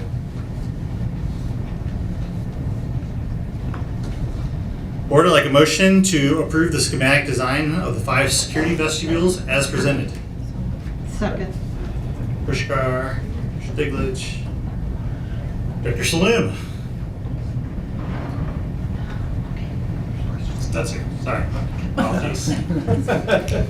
Say I'm not ready to go back to school for all that. All right. Good evening, board members. In our continued efforts and commitment to provide information and recommendations to you for consideration, Mr. Wade Welch and Mr. Mark Ruther with Honer Architects are here to provide an update on schematic design for the security vestibules. Since your approval at the August 17th board meeting to move forward with the schematic design process for this scope of work, we've met with the appropriate building leaders to gather input to ensure the schematic design will support the instructional and operational needs at the building level, while also supporting the security enhancements that we seek. So as part of this process, basic construction discovery as well as preliminary internal code review from a compliance standpoint has taken place. Mr. Welch and Mr. Ruther will cover and provide details in their presentation so that you have the necessary information to provide direction as part of the schematic design approval process. So I'll turn it over to them, and then at the conclusion, we'll offer up time for some questions. So Mr. Welch, Mr. Ruther.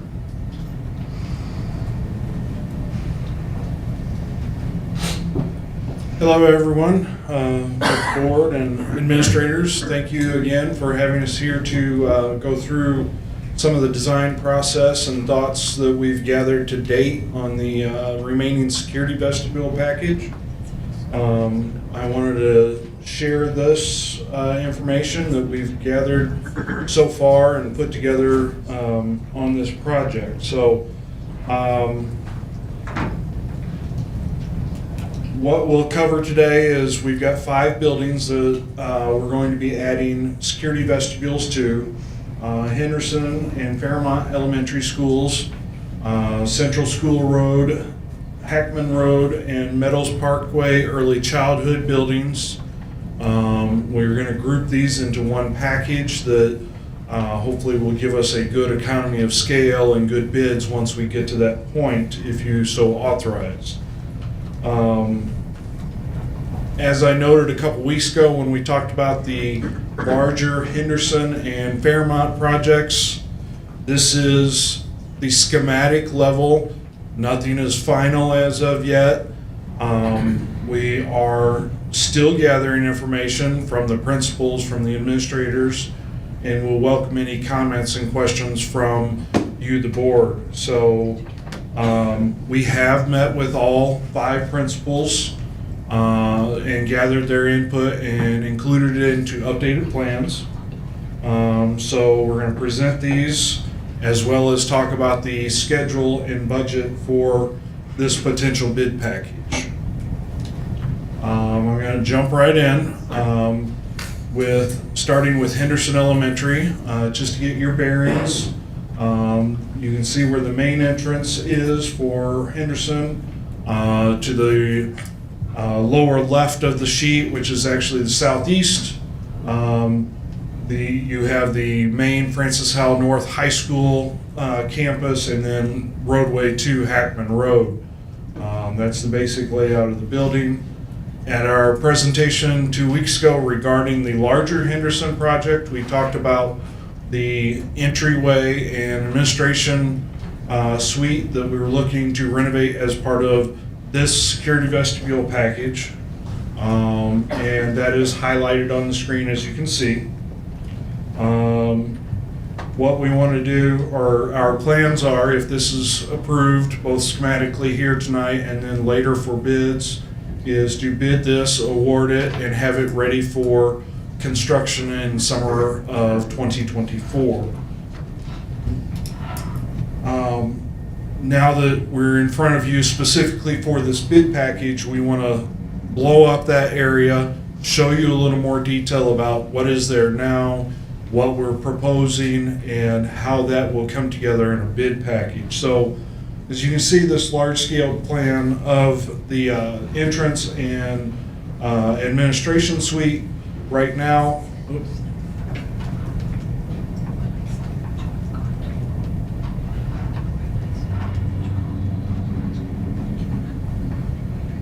Right now, the main entrance to Henderson, as you come in, it does have a phone access, which we would maintain and will expand upon later, or as part of this package.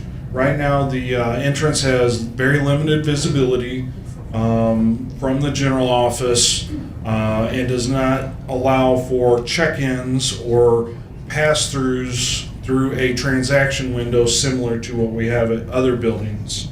That's one of the concerns that we have right now.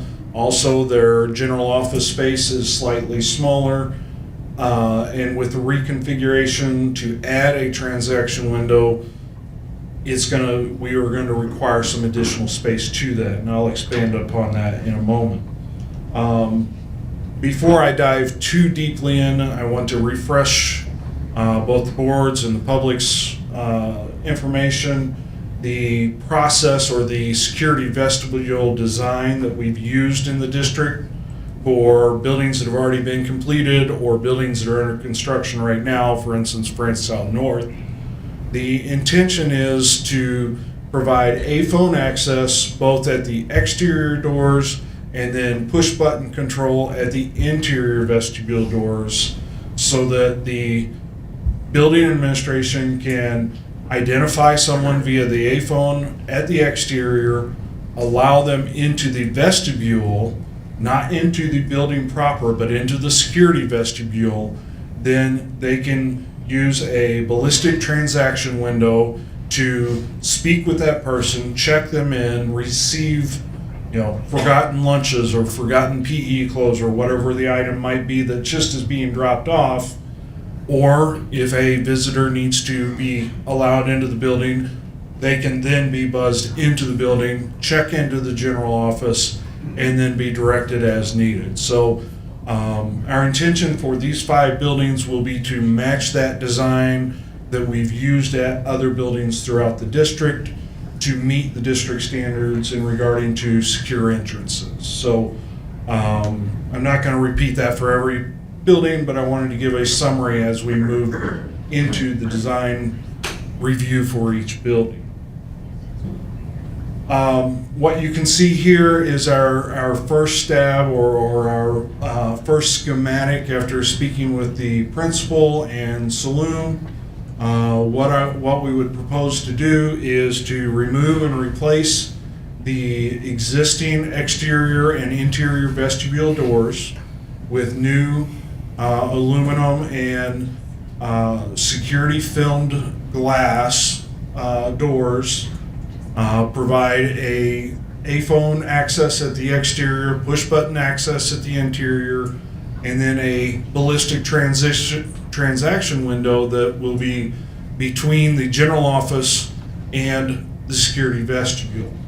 As the trickle-down effect of designing for this in this space, we would provide new finishes once we punch through the new transaction window. We will provide new workstations for the 3 administration assistants and receptionists in that space. And then in order to create some additional space, there's a stairway that leads to a lower level in the corner of this office. We would propose to infill this, block off the door that is there to allow more space within that general office. We've talked with the principal. She says that stairway and doorway is not used a great deal, and they would benefit more by having the added floor space there for their staff in the office, as well as students and parents and teachers that come into the office for different reasons. We would replace finishes and upgrade those in the administration suite, and basically create a new administration suite for the building as well as the new entrance. What we've done since we met with the principal and we've talked with them, both the principal and with Saloon a little further about potentially expanding or shifting some scope from the bigger package at Henderson into the security vestibule package, because we feel that it will function better from a bid and construction sequencing. At Henderson, this would include renovating 2 existing toilets and creating 2 ADA accessible faculty toilets for the staff at Henderson, directly adjacent to their teacher's lounge right now. I use the word expanded on this slide. I really should have used the word shifted, because this is not new scope or not new recommended scope.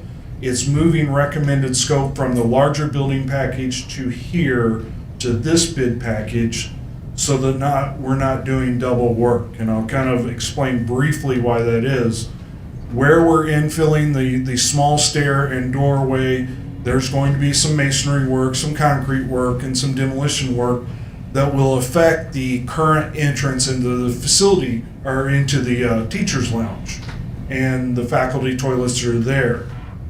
Since ADA accessibility is required for staff as well as students, this is the opportune time to renovate those toilets and make them into ADA accessible toilets. So we recommend putting that in this package rather than waiting, so that when you're already in there demoing, laying new masonry, doing new concrete work, you can do the same with the toilets that are there. We're a little concerned that if we wait to do the faculty toilets and teacher's lounge as part of the follow-up package at Henderson, that then you may damage or have to redo freshly new finishes that you just did as part of the security package. So when we talk about the budget later and how this affects it, this isn't adding new money to Prop S projects, but rather shifting it from one project to another. So when I say expanded, it's not truly expanded, it's shifted. So that's our proposal on Henderson. I'll pause here to take some comments or questions before moving into the other buildings, so that we have an opportunity to discuss while it's kind of fresh in our minds. So thoughts, comments? Yeah, I have a question. What does this, it looks like it kind of reduces access to the nurses' station. Is that correct? Because that's where that, isn't that where that stairwell kind of adds to it? No, the nurses' station is actually further down the hallway. Right. And the nurses' station is actually down here. Right. From my understanding. So no, it would not reduce access to the nurses' station. The teacher's lounge, right now the door into the teacher's lounge is right near where that stairway is. Okay, got it. So that would shift down to this location. Okay. So it's really not going to change anything as far as getting to the nurses' Correct. station at all? Okay. Correct. Okay, I was just looking at it wrong, thank you. You're welcome. Any other questions on Henderson? What's the purpose of the new fire alarm panel? Why a new fire alarm? The existing fire alarm panel, of course, is right where we need to put the ballistic transaction window. I mean, dead square right in the middle of it. There is really no way around it. So in order to put the transaction window there, we have to move the fire alarm panel. In talking with our engineers and with Saloon, the current fire alarm panel is approximately 12 to 15 years old and does not meet the current code requirements for a modern day fire alarm system. Meaning A, it doesn't meet code, B, finding parts to repair it in the future will be difficult. Therefore, our engineers have recommended replacing that as part of this scope. And that location would then move to the space across from the administration suite, which is now a workroom along this wall. And the answer to the subsequent question, it does not need to be in the general office as long as you have an enunciator panel in the proper location. So as long as the fire department knows where it's at, and obviously this would be shared with them both before and after construction, the new location is acceptable with them, or should be acceptable with them. Okay, so there's no challenge with existing devices communicating with the panel? Should not be. We are planning to use a... Should or will not be? Should, because I don't know, until you actually connect them and test them, we can't tell for sure. But from our engineer's preliminary review of the site, they have been on site to look at things. They believe the devices should be okay to be used with a new panel. Now, and again, if an older device is worn or dirty and doesn't connect properly, I can't necessarily predict that. And I don't necessarily want to include the scope of replacing about 100 devices, just because they may not function correctly.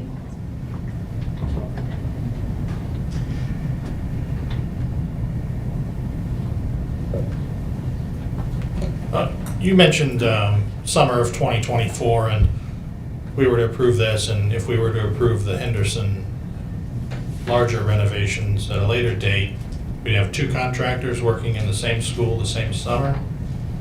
There is that possibility. We have not fully fleshed out the sequencing, but our preliminary thoughts on that are the primary renovation work for summer of 2024 would be the security vestibule, and for the larger package, they would do less interior renovation this coming summer and do more next summer. The bulk of the renovation throughout the rest of the building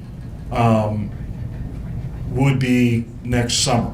Now, I say that this is preliminary discussions. Mark and I have actually already thrown around the idea and not necessarily brought it up, but the question is begged, do we combine the larger Henderson package with this one? The one comment I will say to that is if you wait to put the security vestibules out, or the Henderson security vestibule out with the larger package, the security vestibule package most likely would not get done next summer because of the lead times for aluminum framing and glazing and hardware. If we wait until March and April, which is when we would look at issuing the Henderson larger package, you're not going to get your materials in time to get the security vestibule done in the summer. We can do it either way. You might save a couple dollars for economy of scale in including the security vestibule with the larger package, but I believe you'll cost yourself a year in relation to completing the security vestibule.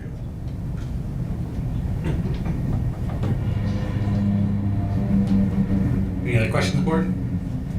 All right, looks like we're clear to continue. Okay.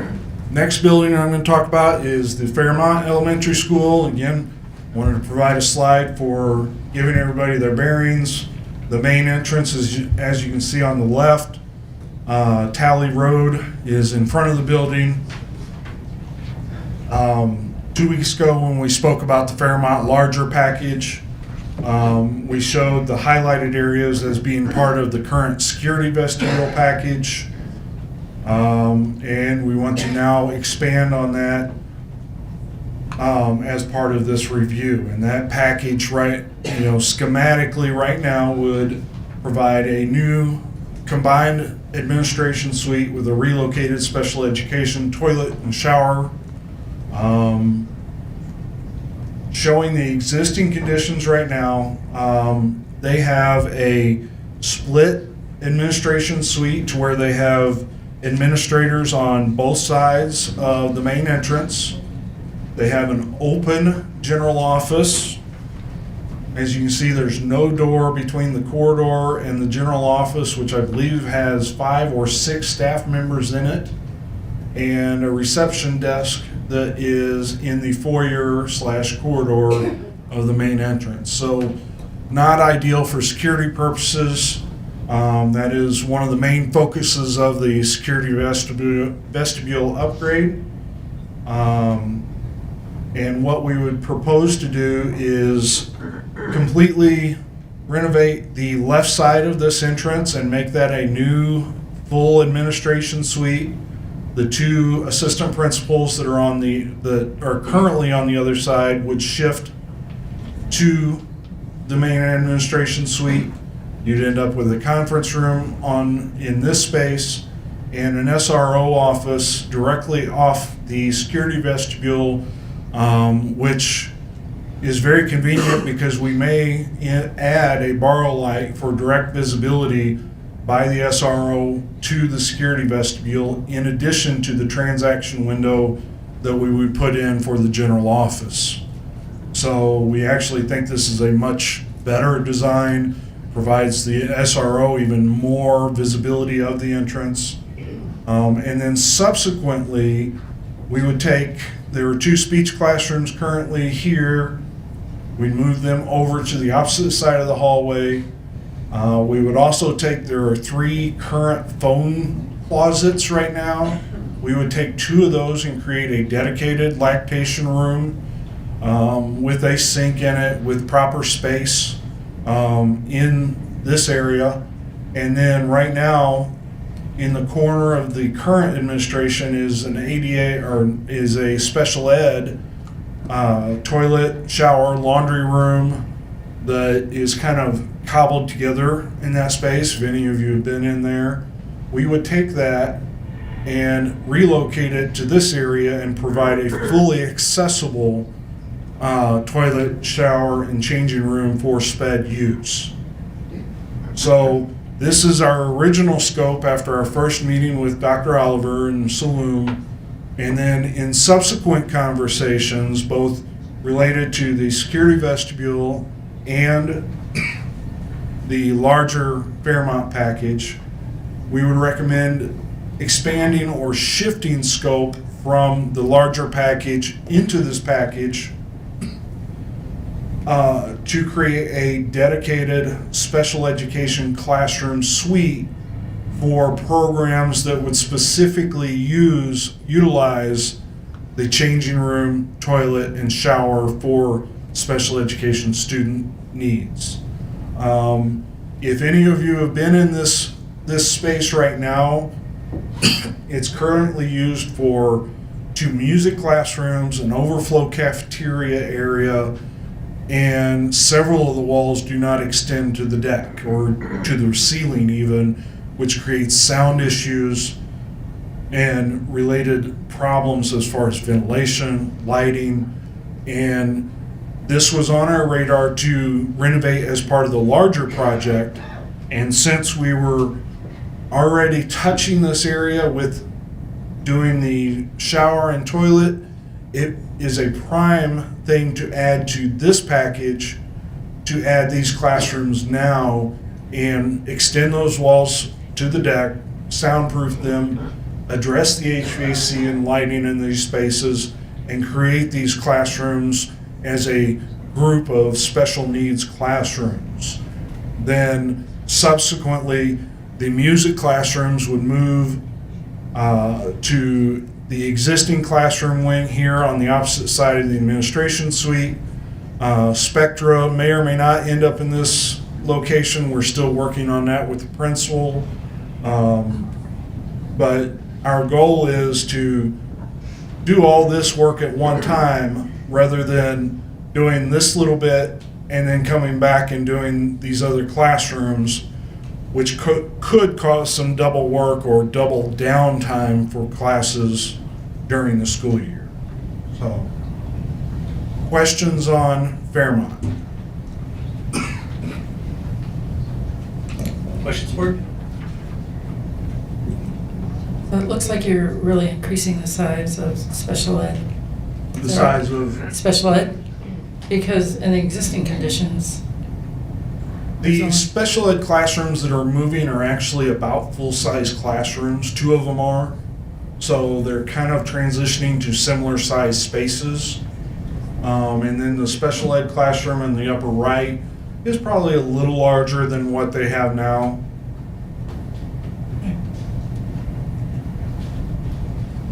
My understanding, right, that what you're telling us is we get more value for all of this expanded scope. I mean, this is a security vestibule package, but it's turned into basically a whole front office and 5 classroom renovation, and it's a lot of extra scope. It's not extra. It's scope that we were planning for, or planning to propose for the main building package at Fairmont. So, I don't want to seem like I'm trying to add a bunch of stuff. I'm not trying to do that, and especially not without reviewing it with the administration and the board, obviously. We want to make sure that everyone is in agreement. If you tell us not to do it, we won't do it. Or if you tell us to do it as part of the bigger building package, we'll do it then. I'm just trying to get you the most bang for your buck at the right time. I want to add a quick comment. I think another way to look at this is that when we started the security packages, a while back, we were just looking at trying to look at the entrance only, trying to keep the cost down and the scope down. But as we get into the other, now we're looking at the whole building as an entirety, where we're looking at it where things can start to fall into place. When we're looking at spots or classrooms over in other areas, we're trying to steal spaces and trying to move spaces around on the whole campus rather than just looking at the entrance itself to make a better overall project. And by doing, if we were just doing the security vestibule on these 2 campuses, we would probably not be shifting that. We wouldn't have a possibility of shifting. But because we're doing 2 projects, we're able to look at the campus as a whole and try to make the whole campus better and upgraded for certain things. So what we are expanding some of the scope, shifting it from one project to another. If we didn't have 2 projects going on here, we wouldn't have the luxury of doing this. But we're really trying to make the whole campus one, and we have the flexibility because we're working in moving spaces around to make them better on the main entrances. I don't know if that helps or not. So is this then kind of relying on the fact that the expanded project or the whole school building rehabilitation and additions would continue and follow suit to all this? And I don't know if Director Stutzer, if maybe you have an idea of what's happening to the music rooms. If this moves forward, what happens to the music rooms? And then if for some reason we don't move forward with the secondary project, what do we do with the music rooms that we've just eliminated and turned into bedrooms? Yeah, and that's always, as I indicated earlier, we're going to be in lockstep with bringing certain recommendations to you. But that's certainly something, if the board chooses not to move forward with some of the scope, then obviously we go back to the drawing board on some of those pieces on what that looks like. But to add to I think it was Director Cook's question in terms of, we started with secure vestibules and then, we expanded into other areas. What we end up having, even with the security vestibule itself, based off of the existing infrastructure as it is, we have to address some of the other pieces in the office. Part of it is, we're going to be removing sections of carpet to get transaction windows in, and so to do a comprehensive project, we have to kind of roll some preliminary scope into that. But respective to the spaces to the right, we're really shifting scope from what we shared with you at the special board meeting into this package. We feel that it's going to put us in a position to really be successful in terms of if the board chooses so down the road to move forward with some of the scope that was presented at the special board meeting. We're not coming back to tear out some of that work that's already been done. You, on this particular slide, I see that very smartly you included the SRO office right next to the security vestibule across from the ballistic window. Was that consideration taken in Henderson? It wasn't, partly because we have an opportunity here, as you see, with the spaces that are carved out for the APs. We had an opportunity to move the SRO over there. We wouldn't at Henderson, partly because we're already kind of maxed out on space to shift folks around. Well, I just see that there's a file room right there at the Henderson campus.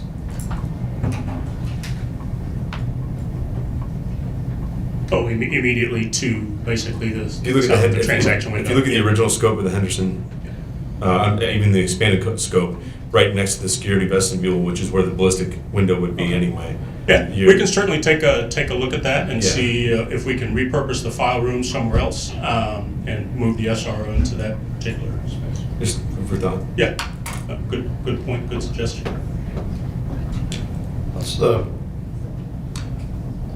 What's the relationship between the two packages? Is this a standalone package that you're presenting here, or does it, I mean, if we did this and didn't do the second one, would that be a problem? And where I'm at here in my head is that this feels very much like bid package 1 with North and bid package 2, and before you know it, you're too far, and we can't not do the next package because we've already torn things up so much here, and I don't know what we've changed the HVAC such that we really have to do the other one, or the electric, or fire, or what have you, but that's my concern here. Understand. I'll defer to Mr. Wiltshire. The shifted scope here isn't, I would say the shifted scope on Henderson I would recommend over this. You could leave the right side aside from the changing room and the toilet. You could leave that portion to the next package and we could adjust. It's not a huge issue on this campus because we could just simply work in this area and then the remainder of this area gets addressed as part of the larger package. We're just trying to minimize any type of double work. I don't know that there would be a lot in this case. So if you tell us to, hey, let's stop here, we could do that. If you tell us, hey, let's see what the price is on this, we could bid it as an alternate to this package. And if you don't like the price, we include it in the next package. Or if we need to watch our dollars overall, we can completely pause on this area and analyze the overall numbers for the package at Fairmont as well as Henderson. And if we need to pull back, well, we need to pull back. I did want to address one of the questions, and forgive me, I don't remember who stated it. The music classrooms that we're moving out of here, we would have homes for them. Basically, the two larger special education rooms, the rooms they're coming out of would be music classrooms.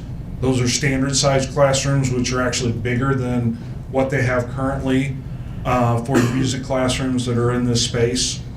So we would have homes for those one way or the other. But again, if we need to look at keeping the costs down on this package, we can pause on this area. It's just we wanted to bring it to the board for discussion and kind of provide our thoughts on it. So.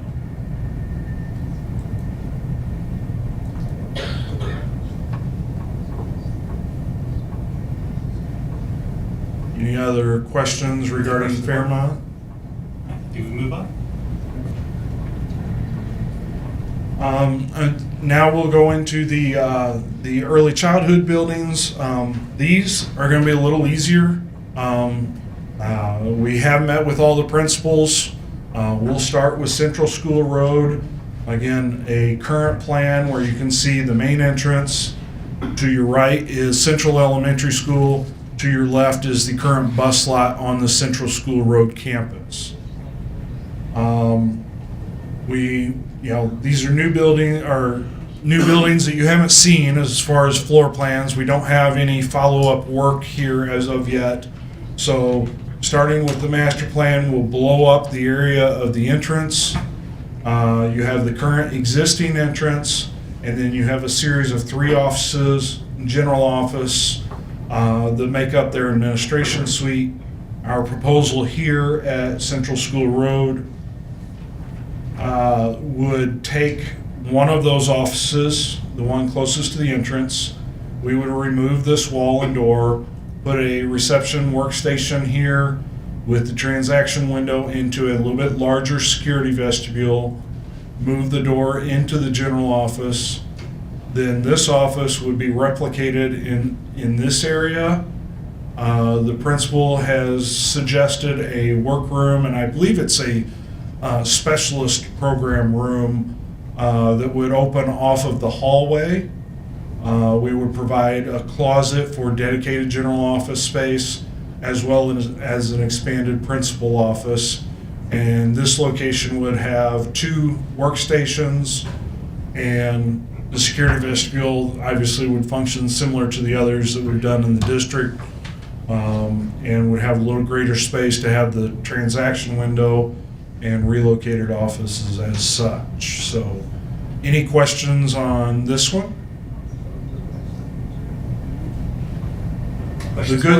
I'm sorry, go ahead. Good. Okay.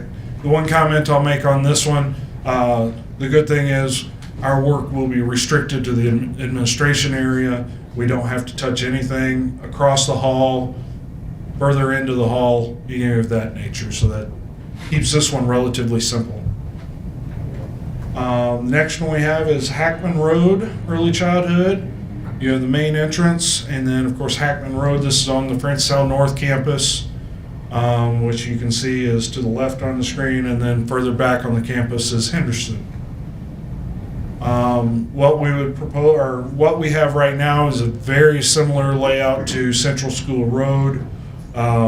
Instead of having 3 offices, they have 2 currently with a work alcove, and then this is that specialist room. They call it the blue room that they have right now. Again, our work would be focused at the vestibule itself here, as well as the administration suite. Very similar renovations where we come in with a closet, expanded principal office. This office would shift over and into the workroom space. Then you would have a new office / workroom here that would have access both into the general office and into the corridor into the main building. Security vestibule would operate very similar to the previous one, where you come in, you have the transaction window and a new reception station here. And again, at this location, we don't have to touch anything across the hall in the main building. We will restrict work here just to the administration suite.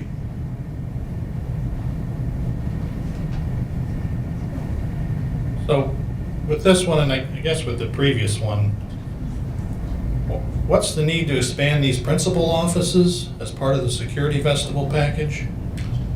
That was a request from the principals for use for conferences with students and parents within her office, their offices. Their current ones are relatively small for that use. The discussion was centered around being able to provide a small conference table, 4-person conference table at this end of the room. If that's deemed not necessary, we can keep those spaces as is. But that was the discussion behind those. So we're expanding the principal's office, but then also providing a new office in that same space? That is correct, I believe, and the principal would have to speak, or maybe Saloon could speak to that. So, quick question, Director Cook. So, as part of this, the space over to the left that's not shaded, That's actually instructional space to the left of the secure vestibule. So as we were working through with the building leaders, they're frequently, in order to host meetings, meet with her team, they're frequently having to kind of displace, some programming content that's taking place to the left. And so we had an opportunity here while we're moving some walls for a relatively light lift to be able to expand the principal's office and fully return that instructional space for instruction.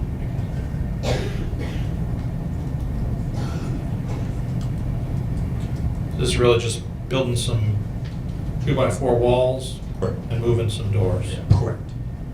There is no masonry in these buildings, so moving the walls becomes relatively simple.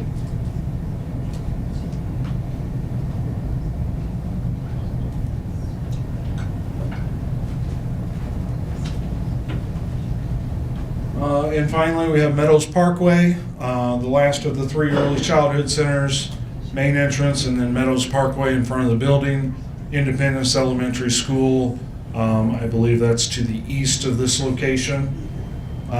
Here, little larger building, a little different scope. Right now, they have an open general office, fairly large, with principal office directly on the corner of the entrance. Across the hallway is the parent meeting room that they use frequently. You have the nurse's office on the corner and an existing conference room at this corner. In talking with the principal, we wanted to accomplish a few different things. Obviously, the security vestibule is the primary one. And the goal was to leave her office where it is. Then we would recommend the transaction window and reception counter a little further up the hallway, which moves the interior vestibule doors to the junction of the main hallway with the entrance. And then what we would do from there is close off the entrance to the parent meeting room. Visitors would still have to come in, check in, be buzzed into the room, then relocate the entrance to that meeting room to inside the building proper, which takes up some of the nurse's office. So we're going to move that over slightly.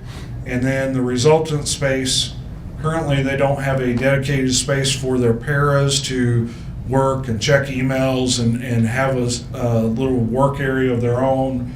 We would take the conference room that they have currently, put a work counter in that, and that would become their para workspace. So a little different concept than the previous spaces, but in talking with the principal there, she really felt this would work nicely for them. And to be truthful, the angles, I tell people angles are pretty and they're great and everything, but they don't always make for the best working spaces. So we're actually going to improve the nurse's office by making it a little more rectangular of a room, as opposed to having a kind of a concealed corner or a tight corner here where we put the new passageway. So this is our recommendation for Meadows Parkway. Any comments, questions, concerns?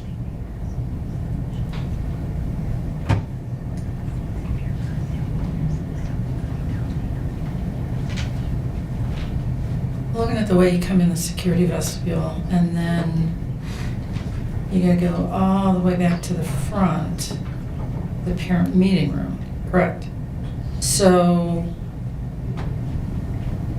why wouldn't you want to make the parent meeting room, is it needed that big? Move that to the rear, make it more accessible, and put the nurse's office more up front.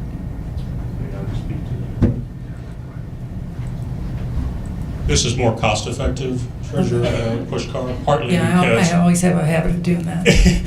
because at the end of the day, if you're talking about flip-flopping those, nurse's office obviously has plumbing, a lot of infrastructure respective to waistlines as well as plumbing that would need to be relocated.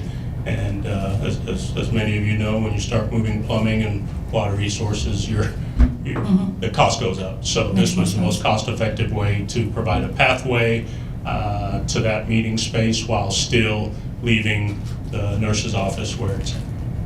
And that may say parent/meeting room. Again, it's really used for a variety of instructional pieces at the building level. It's not just for It's not just a parent meeting. Okay, that's good. Just curious, it's just kind of, I don't know, look kind of clunky the way you have to go through and all the way through the security vestibule and then circle back around to get to the room that you probably use the most. Yeah. And as I just indicated, that is more of a multi-use instructional space that every now and then you may need to pull a group of parents in there, but really the parent activity is going to be relegated to the security vestibule as we've already shared, and if they have business to conduct in the front office, they'll get buzzed through the second set of doors, come in the front office, and meet with the building administrator or whoever it may be. Thank you. Yeah. Any other questions that we can help answer to provide you with the necessary information you need to make a decision or accept the recommendation? Well, are you going to move on to the cost slides? Oh, yeah, I'm sorry. Everybody's favorite topic. I have two slides here, and this has primarily to do with the potential shifted scope from later packages to current packages. The first slide is based on our initial scope of work that you approved in August. There's the estimate that we included at that time, with a total of just under $940,000 for the bid package that we proposed at that time. You can see the breakdowns there. We've included 5% of contingency, which wouldn't necessarily be in the contract. We just try and hold that number for safekeeping for unforeseen conditions. FF&E is a relatively small cost, and then the project soft costs. One thing I'll say on the soft costs is that's a rounded number of 10%. It's just kind of a traditional number that we use as a placeholder. That includes your special testing for any masonry work, any structural steel work, any concrete work, which in this package you're going to have relatively small amount. This also includes our architectural engineering fees. Don't worry, we're not getting paid 10%, off the top. We are going to meet the fee structure that we set up in the proposal that you authorized. So I just included 10% for a line item right now, so that number most likely comes down. But in total, that $937,000 number is what we presented in August, or what Mr. Stutzer presented in August and the board approved. Now, if the board so chooses to kind of pursue the expanded scope, that does add some cost to Fairmont and Henderson, those pieces of the project, which in resultant changes the subtotal and the percentages in the bottom line. That total change is just under $200,000, $193,000 and change. And again, I want to kind of reiterate, this isn't new costs that we're presenting. It's costs that then would be subsequently taken out of the larger packages at Henderson and Fairmont. So if the board chooses to add this expanded scope now, that's kind of how we see it affecting the estimate for this project. And then the other two larger projects, we would back that number out of those, probably, I'll split it directly in half, 100,000 out of each. Or however those scope pieces affect each, we'll back that number out. So, that being said, that's what I have for the budget. Are there questions and comments or concerns on the budget and how we've laid that out? Just on the cost of it too, so I'm saying $40,000 of difference for Henderson for 2 ADA toilets and teacher's lounge remodel, then $130,000 to move some walls around and turn music rooms into sped rooms. Can you help me, particularly on Fairmont, Can you help me understand that large difference? Roughly, a new ADA toilet or a renovated ADA toilet is, we've seen in our numbers, $12,000 to $15,000 by the time you break out walls, or address the plumbing, put up new walls, doors, etc. So 15 times 2 is 30, and I put 10 in there for the walls and doors and the finishes in the teacher's lounge itself. So there's the 40 that we added at Henderson. And at Fairmont, the added cost there is just a reflection of the square foot added finish area in the walls there. I don't have the exact square footage that we added. I do have it in my briefcase if you want it. But that's the breakdown between the two, the differences of that basically 200,000. So it's just all the finishes, but it's just such a larger area than that. Yes. Yeah. You basically have, I want to say it's 3,200 square feet at Fairmont that you would be renovating now as opposed to later. So that's the difference in the costs. And you said it's shifting from Right. one project to another. Yeah. So it's, Yeah. should That change. be a wash, or even maybe, as Greg said, added value because we're doing it. Right. And when we come back to you to present the next review of Henderson and Fairmont, we'll reflect those changes, and I can even highlight that line item if we decide to go in this direction. So, As far as now versus later, how much would that roughly save us doing it now versus waiting and doing it in the it's not a lot of dollars. It's more about sequencing and the logistics of when the construction is done. We feel that those two pieces, because you're going to be in there now, you shut those down, get them done this summer, then next summer you have less work to pack into one summer. Not to say it can't be done. I've seen it done, especially when they have a lead time to get everything there, and then day one of summer, boom, they go. So, we'll do it either way. But if you put me up to it and ask me for a recommendation, I would recommend shifting that scope into this package now. But I'll do it either way. Other questions, board?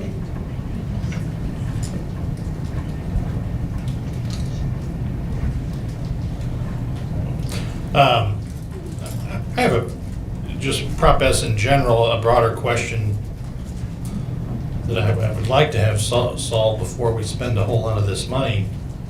And this is probably more for Director Stutzer or even Dr. Rumpus, but we're making a lot of decisions here about how to spend the rest of the finite resources that Prop S has afforded us. And we don't yet have a full plan on how to spend the rest of that money. So we're spending it down, and I think we all agreed this past summer that security vestibules were a high enough priority where we were comfortable doing that without the full plan. And I'm fairly comfortable with this. Some of the expanded scope is a little questionable, and I wish I'd had more time to review this. I think this is relatively recent, last day or two we've gotten this. But that said, I know we're looking down at the Henderson and Fairmont larger improvements within a month or two, and we don't have, at least we don't have a plan of how to spend the rest of the 60 some odd million. And so that's just from not necessarily this, but the larger Prop S update in general is what I'm speaking to here. Is there any estimate on when that would be available, or is that being worked on? Vice President Cook, I would say that is ongoing. The commitment right now has been a discussion of moving forward with the larger needs at Henderson and Fairmont, in addition to these 5 vestibules, and then looking at the remaining funds, primarily with a focus around deferred maintenance, but also recognizing there are a couple ongoing projects related to transportation and a couple other areas to consider. And those decisions have not been finalized. Our hope would be to do those in the next few months, as we would like to have a solid plan for the remaining funds by the end of this school year.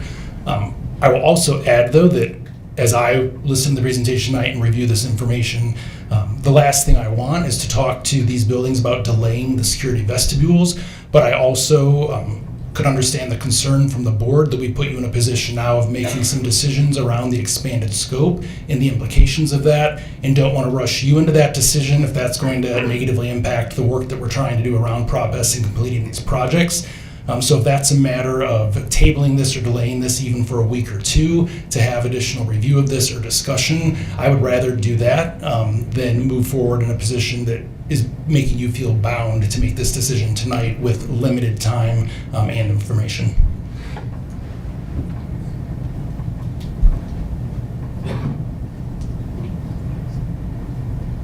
No questions, comments, board? I agree, basically with Director Cook, that we need probably more of a strategic idea of what we have left and how we're going to spend it before we move forward on anything extra, I guess, at this time. I mean, I understand that we have been talking about security vestibules for quite a while, and they've been number one on my mind for a long time. Myself, just me, I'd like to go ahead and not hold anything up on that, but hold up on some of the other decisions.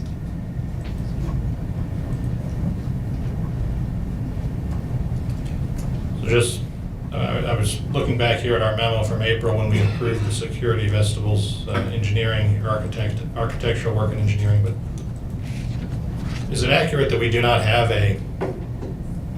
we didn't have a cost estimate for this or a budget cost when we went into this? We just knew it was needed. This is the first time we're seeing numbers, at least best of my knowledge, this is the first time I've seen them. To my understanding, that's correct. Obviously, back in April, I wasn't That's right. a member of the team here yet, but that is my understanding, yes. And in the September presentation, within the financial report, I did have that total amount of the 937,000 or however much that was on the original.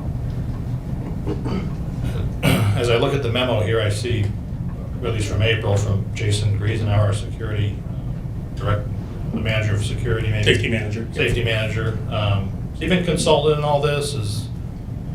He's the on-the-ground guy that's presumed, he's been here. Has it been discussed with the manager level like that this will work? Fully transparent. Haven't necessarily looped him into that piece of it. We've been really kind of working with the building level. Obviously, there was already work that had already taken place that Jason had led out in terms of the other security vestibules that had been completed. And we really, if you look at what we're presenting, we've taken that template and really tried to replicate it at these other school sites. But to fully answer your question, no.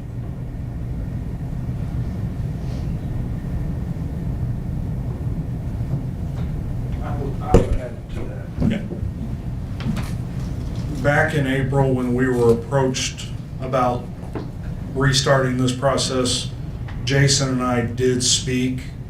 No plans, no, actual hardline drawings or anything, but we did speak about replicating the same design as far as a phone on the exterior allows people to be accessed.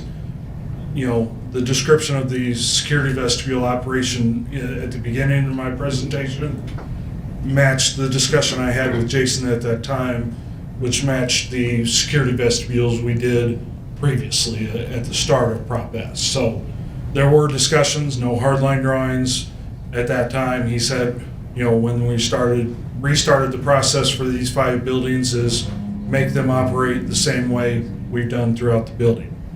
So there was some discussion at that point.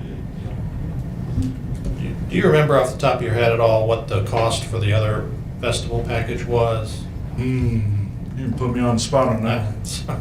It was, I want to say 1.7 for 13 buildings. Now, mind you, that was before the pandemic. Yeah.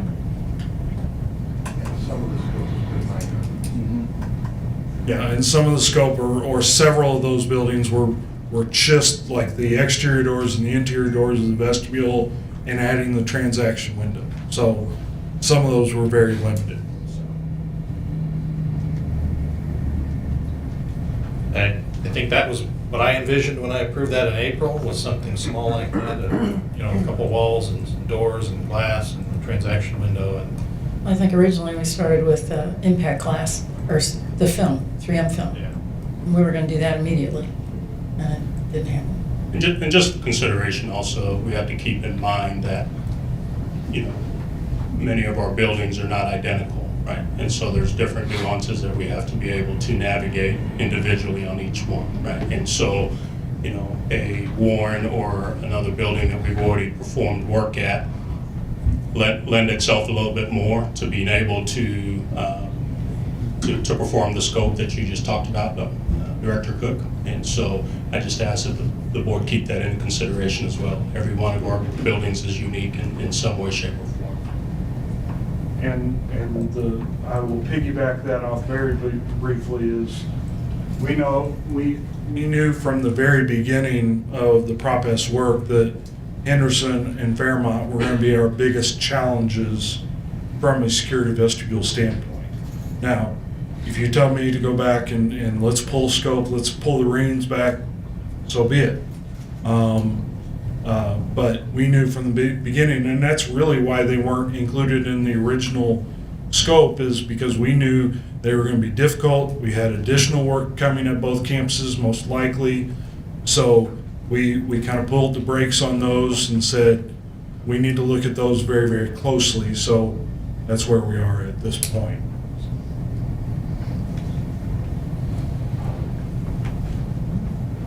Dr. Rumpus and Director Stutzer, maybe you can, is there a timeline, or do you know when, or could you commit to at some point, at some timeline, whether it's maybe before we have the next set of schematics to approve, having the rest of the plan, or the broad plan for the rest of Prop S? Is that possible, or at least a draft of it? I can speak a little bit to that, Dr. Rumpus. So we're actively working with multiple partners in the industry to provide some pricing on deferred maintenance and those types of items. So, our target goal, we've actually got some meetings set up here in the next couple of weeks to be able to get some preliminary pricing with some data behind it in terms of life cycle replacement, and we're trying to gather all that data to be able to present to you. So again, we're trying to fly a plane while learning here, and we just ask for your patience, but we'll make sure that you guys are a part of that process and have the opportunity to hear these presentations. That way you can make informed decisions with the data provided to you. But timeline-wise, our goal would be at least by December to at least have quite a bit of that data for you. I appreciate it. Certainly don't want to rush the work that's going to be important to do. And I will add, what we're talking about here, this board's not unique to that. There's I serve on the Missouri School Plant Managers Association as a board member, and we receive questions from boards, superintendents across the state in terms of how to address some of the challenges that they're dealing from an infrastructure standpoint, and trying to prioritize the dollars that they have and how they move forward with those, just due to some projects that a lot of districts are having to cut scope and come back just based off of pricing, and prioritize those based on how do we best support instruction while also making sure that we're operationally efficient. And whatever we can do with those dollars that from a priority list, we address that, and then maybe perhaps if the board chooses to do so, come back at a later date with those items that we weren't able to address. It's really the approach that almost every single school district, school board across the state is taking right now, small chunks at a time with the resources that they have. Thank you. Okay. Any other questions that we can help answer? Thank you. All right, board, so we have a couple options here. Number one, this motion I don't think is 100% clear on what exactly we are approving, whether it's the original scope or the shifted scope.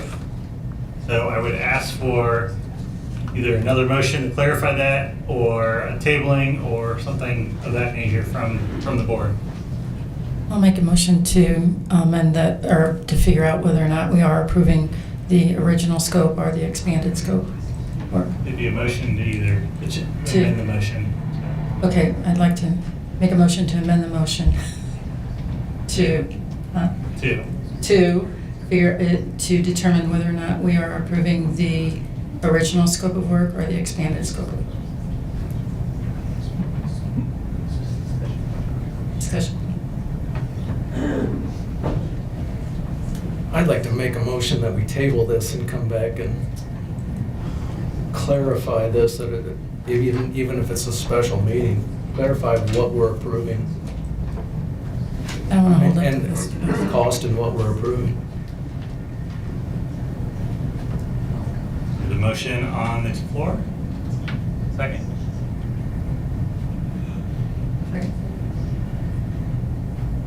From Director, the motion on the table from Director Harmon and a second from Director Pushkar. So it's my understanding what we were being asked to approve and you're motioning to table is completing the design of this such that you could go out and receive bids. Is that correct? That was my understanding, and I'm gonna try not to speak out of turn, but I try and be honest with everybody that I speak with. I understand the concerns. I'm not gonna try and sway you one way or the other, but the more we push this off, the tighter our window to get work done in summer of '24 becomes. Right now, we're looking at a potential authorization of bid documents in December, receive bids the very first part of February, award the contract at the February board meeting, and I would not recommend pushing it beyond that.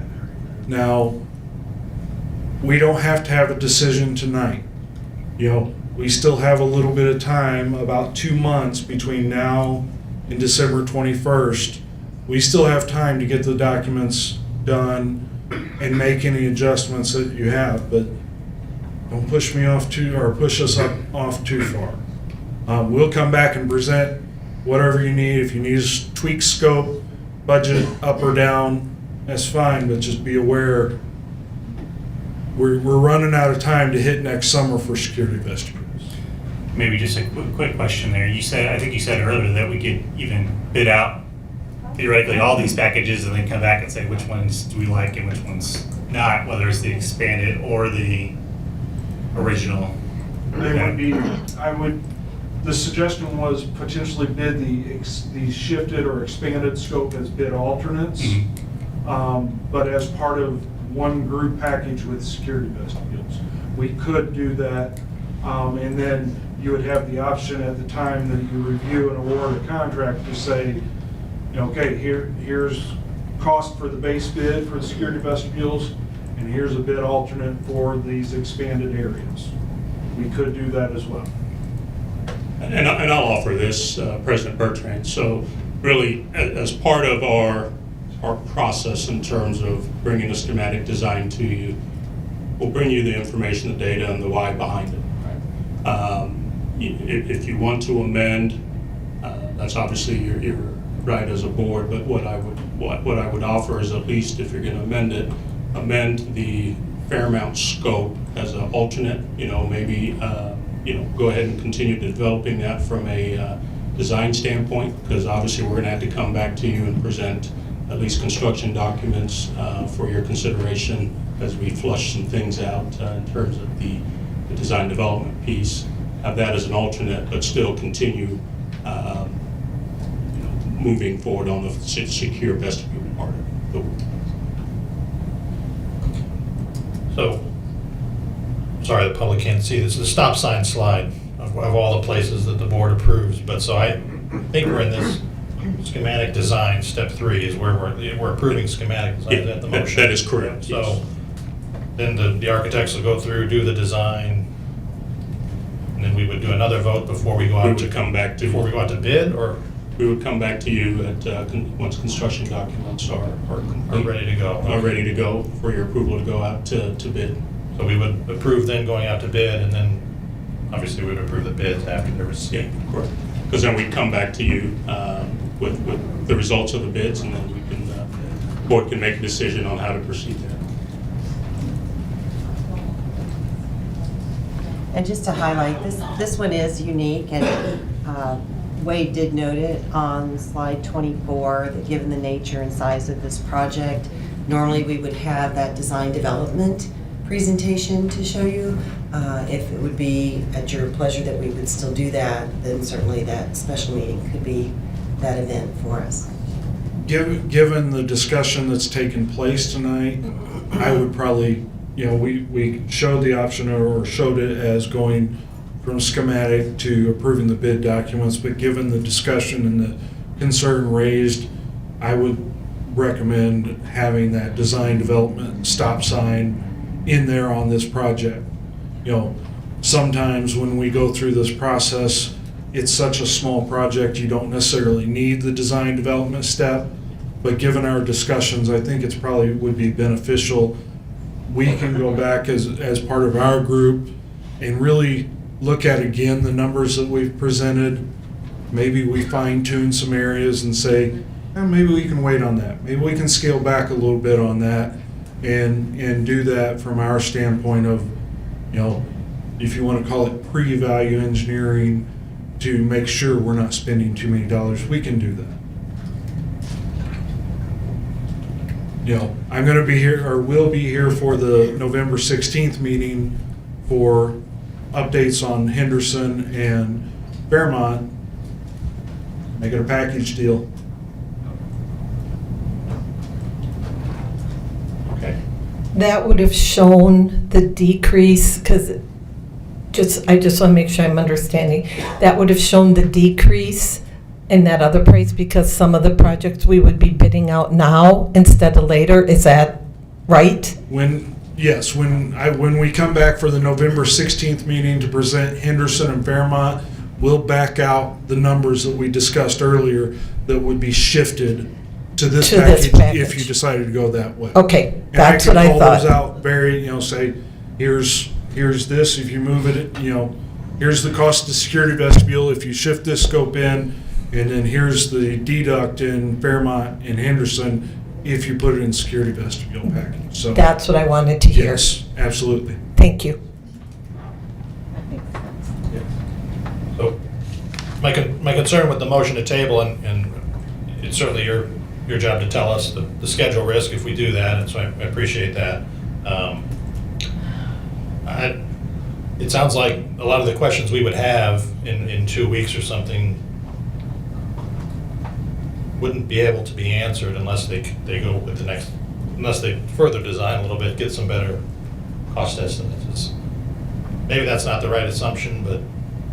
No, we could do enough in the next, the 3 weeks between now and then to provide some better breakdowns on the estimates for the security package. I'm going to have to do it anyway for the Henderson and Fairmont bigger projects because that's the step we're at there. So presenting those all together, I don't think would be a big issue. One other thing to add to that, I think the alternate approach is a good, as Wade kind of alluded to, it's pre-value engineering. What we don't want to do, we really want to prevent from getting to the bid day and have a number that you're not comfortable with. Because at that point in time, we don't want to be value engineering that. We need to be able to move to keep them moving. So the alternate approach is a really good idea because we design it and it's being competitively bid at that time. So if the numbers come in a little higher than we thought, you just don't accept that alternate. And we don't do that and we shift it to another project. But it gives us some flexibility, the board flexibility to keep the project moving. We just don't want to get to a point where now we're at a spot where you have to make a decision to be able to write this contract. That's what we're trying to prevent, and I think this is a good process to do that. So thank you. My concern with what I'm hearing and what we're talking about is we've gone from, and I've heard a couple of people say it's security vestibules. This is about security vestibules. And we've gone from security vestibules, we're removing stairs, we're relocating offices. So I get the alternate concept as well, but there's still too much vagary, too much misunderstanding as to what we're doing and why we're doing it. So I'm just concerned that there's wants versus needs. I get it, the stairs aren't needed. Do we have to take them out? When the grand scope of this thing was security vestibule. I get there are some inconveniences in the office and there's better ways to lay it out. Okay, well, let's look at that down the road, but that's just my concern is we're kind of building on to wants as opposed to the need as a security vestibule. I think my major concern is we don't have, I've said it before, we don't have a strategic idea, strategic plan of how to expend the remaining dollars. And the vestibules were always a priority, at least in my mind. And, you know, I noticed some things when we were at Fairmont. The one window had opened, pulled away from the wall. Yeah, Don't know I still have that noted to look at. I know, but we don't know. That might mean a major sort of repair job. I mean, who knows? And anything could happen at one of the other schools. Until we really have nailed down how we want to spend that money, I just would like to keep it. I want to keep the vestibules moving forward. This is just me. Keep those moving forward, but hold off on, like Ron mentioned, the wants, at least for now, or 2 weeks from now. But weren't those wants part of what we had agreed to for moving forward with Henderson and Fairmont at the beginning? Not that I know of, Janet. The relocation of certain offices and ADA toilets and that. That was part of what we talked about at that special meeting when they showed us the comprehensive plan. It was all in there. Okay, all right. Tonight I saw numbers. I know. Our meetings are running together, but yeah, that was part of what they showed us in that beginning. So, that was my understanding, is what you showed us at that special meeting is what you showed us again today. It's just a matter of doing it now instead of later with the rest of the package, correct? Yes, let me expand a little bit. The shifted areas that I showed both at Fairmont and at Henderson, those have been discussed for quite a while for those two buildings. You know, as part of the overall budgeting for Prop S, those have been discussed. Some of the pieces that I showed tonight correspond to some of the unique buildings that the school district have throughout the district. To shift an office in order to put a reception counter and transaction window where it needs to be. Are there needs that are being addressed or wants that are being addressed, like the stairs at Henderson? A few, but not all of them, you know, because going back to some of the work that we did on the 13 previous vestibules, I'll think of Becky David right now, where we created a separate office for the receptionist because she was out in the hallway. You know, there were cases like that on that previous package where we did more than just the exterior and interior vestibule doors. So I'm going to say the shifted scope has always been talked about for those two buildings. Some of the renovation scope within the general offices, some was discussed, some wasn't. Some is comparable to the previous 13, some isn't. So in the next 3 weeks, we can help identify some of those, maybe provide a extended line item estimate so that you can make a decision and tell us how to move forward in relation to the overall spending of remaining Prop S dollars. Right now, our focus is on the security vestibules, Henderson and Fairmont. So we're working to give you answers on those. We'll provide what assistance we can on other pieces, but I think more of those are in the court of Saloom and Dr. Rumpus, you know, because they are deferred maintenance and other pieces.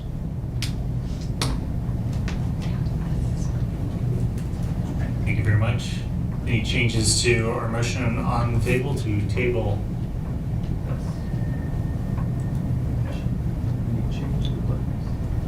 Just asking. All right, so we have a motion to table from Director Harmon. So all those in favor say aye. All those opposed say no. No. Noes have it. Back to the original motion to approve the schematic design of the 5 security vestibules as presented.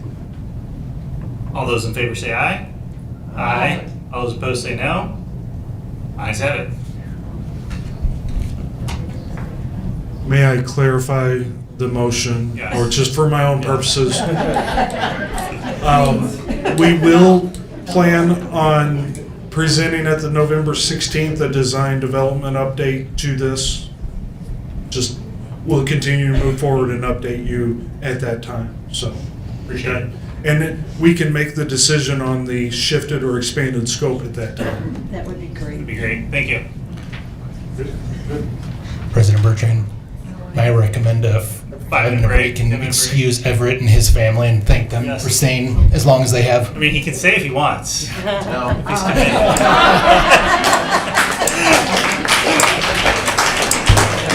All right, 10-minute break, everybody. Thank you. It was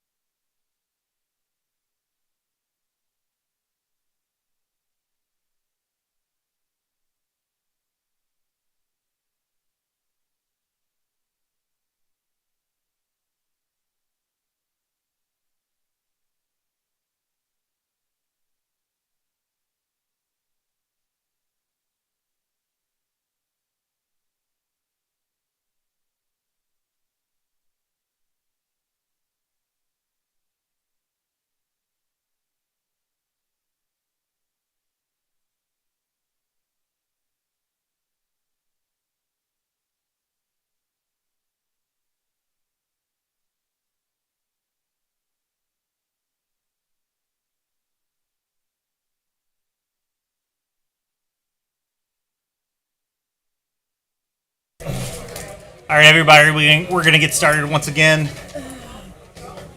All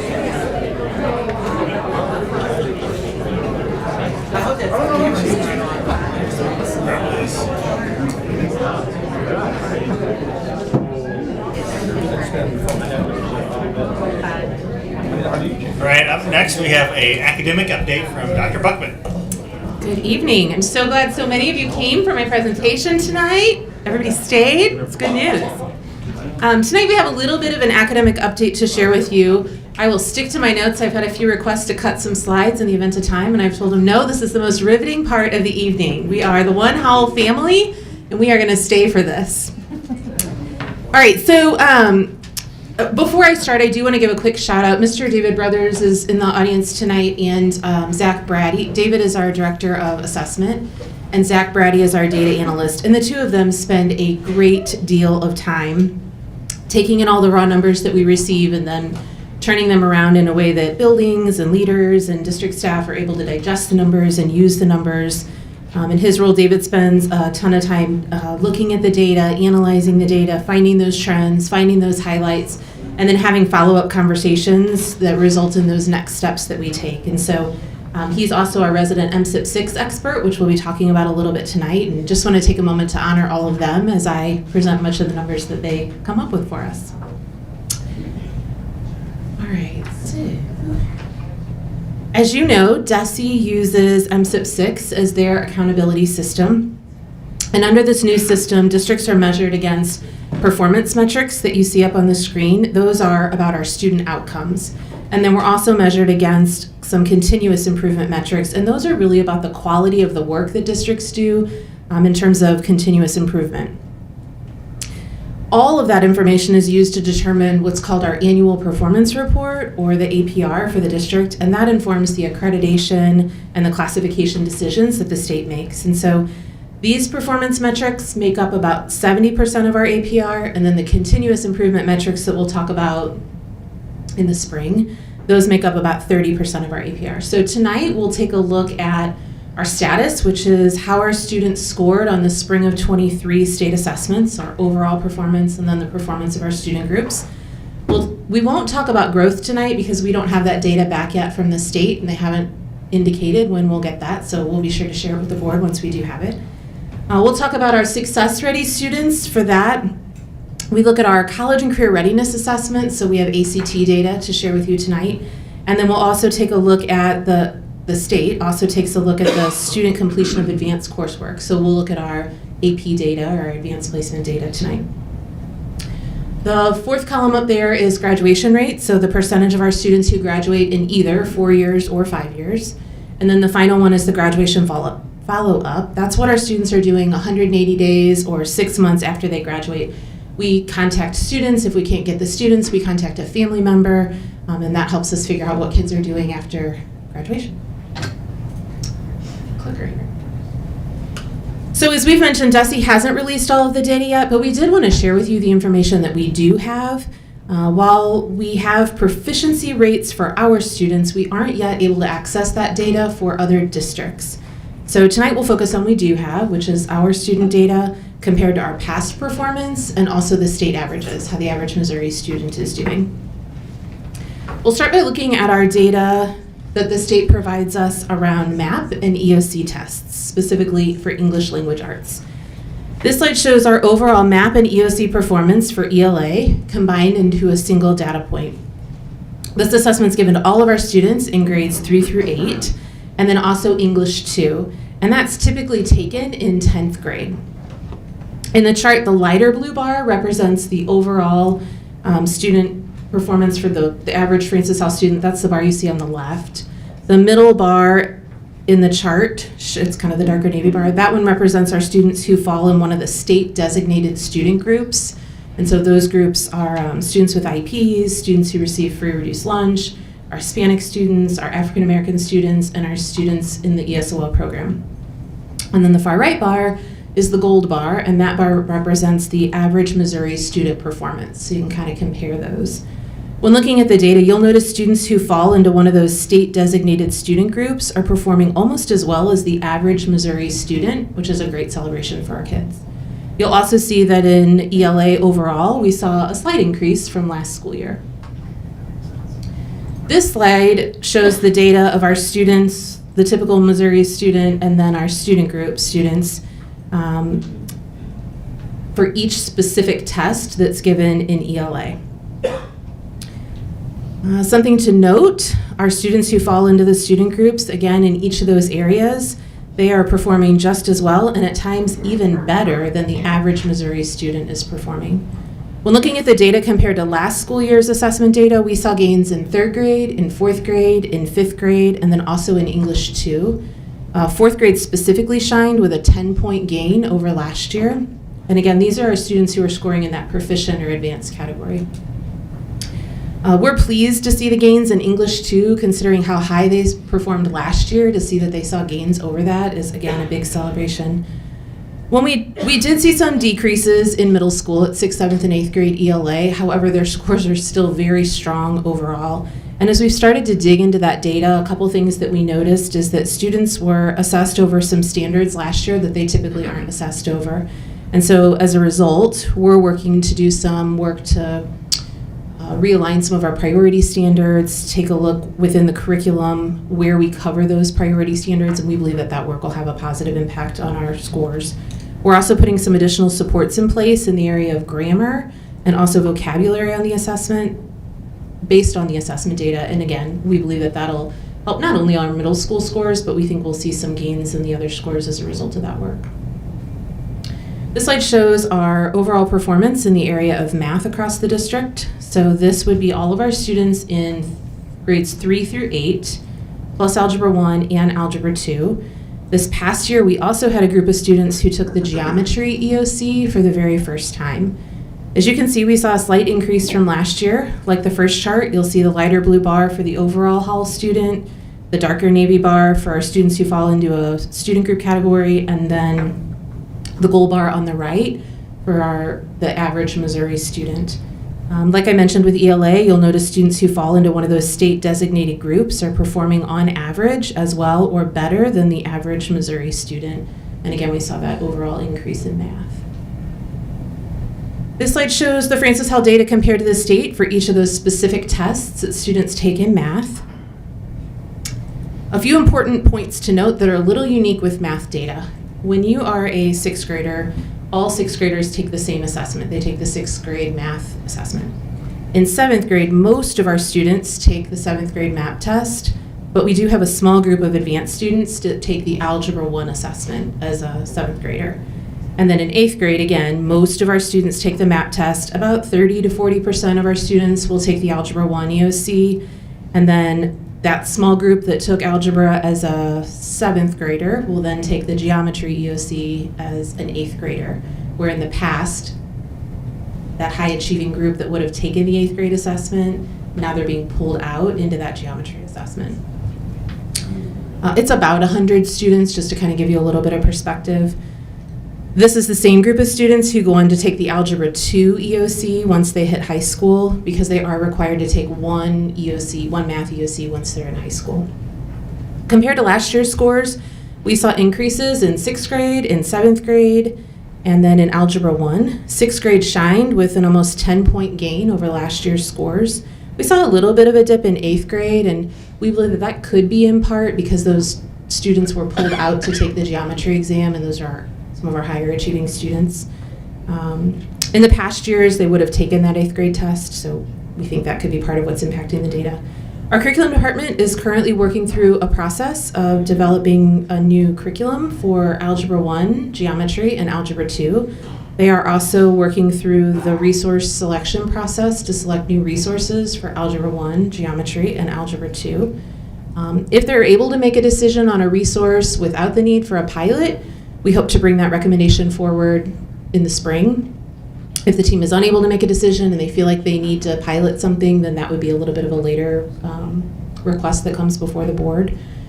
Our 3 comprehensive high schools are using a new supplemental resource this year that provides an extra layer of support for our math teachers to use with students. We'll be tracking the data this year related to that tool to see what kind of impact it has on our students. We did some small trials with it last year. We had some really positive feedback, And so we've expanded the scope of that this year for our students. Our math teams are also using some common assessments, new common assessments and benchmarks for Algebra 1 that really help align the state standards and their assessment practices, which ties into some of the PLC work that we'll talk about in a little bit. And then we're always having conversations with buildings about where we see strong growth and pockets of just bright spots, and what are we doing there, and how can we replicate that work in other places across the district. This one takes us into science, the third of our 4 areas. So this one is 5th grade, 8th grade, and biology student data. This one's a little bit unique because it includes some grade span assessments. So our 5th graders are tested over 3rd grade, 4th grade, and 5th grade standards, and then our 8th graders are tested over 6th grade, 7th grade, and 8th grade standards. You'll see the same chart, the same bars that you saw in the previous chart. We saw an overall gain in science scores. We actually increased at a higher rate than the state. And then we're just excited to share that we are actually back to pre-pandemic levels of achievement in the area of science, which is a big celebration. And then this one breaks down each of the science tests like before. We saw a slight decrease in our 5th and 8th grade assessments, but we were thrilled to see an 18-point gain from our biology EOC. So kudos to some very intentional work there. And then we'll round it out with social studies. This one's a little unique because it's only one assessment. It's just the government EOC. It's typically taken junior year. It's a newer assessment, which is why you don't see as many years of data on the chart. You'll notice that we've seen growth in the past 2 years, where the state has actually seen a decrease in performance over the last 2 years.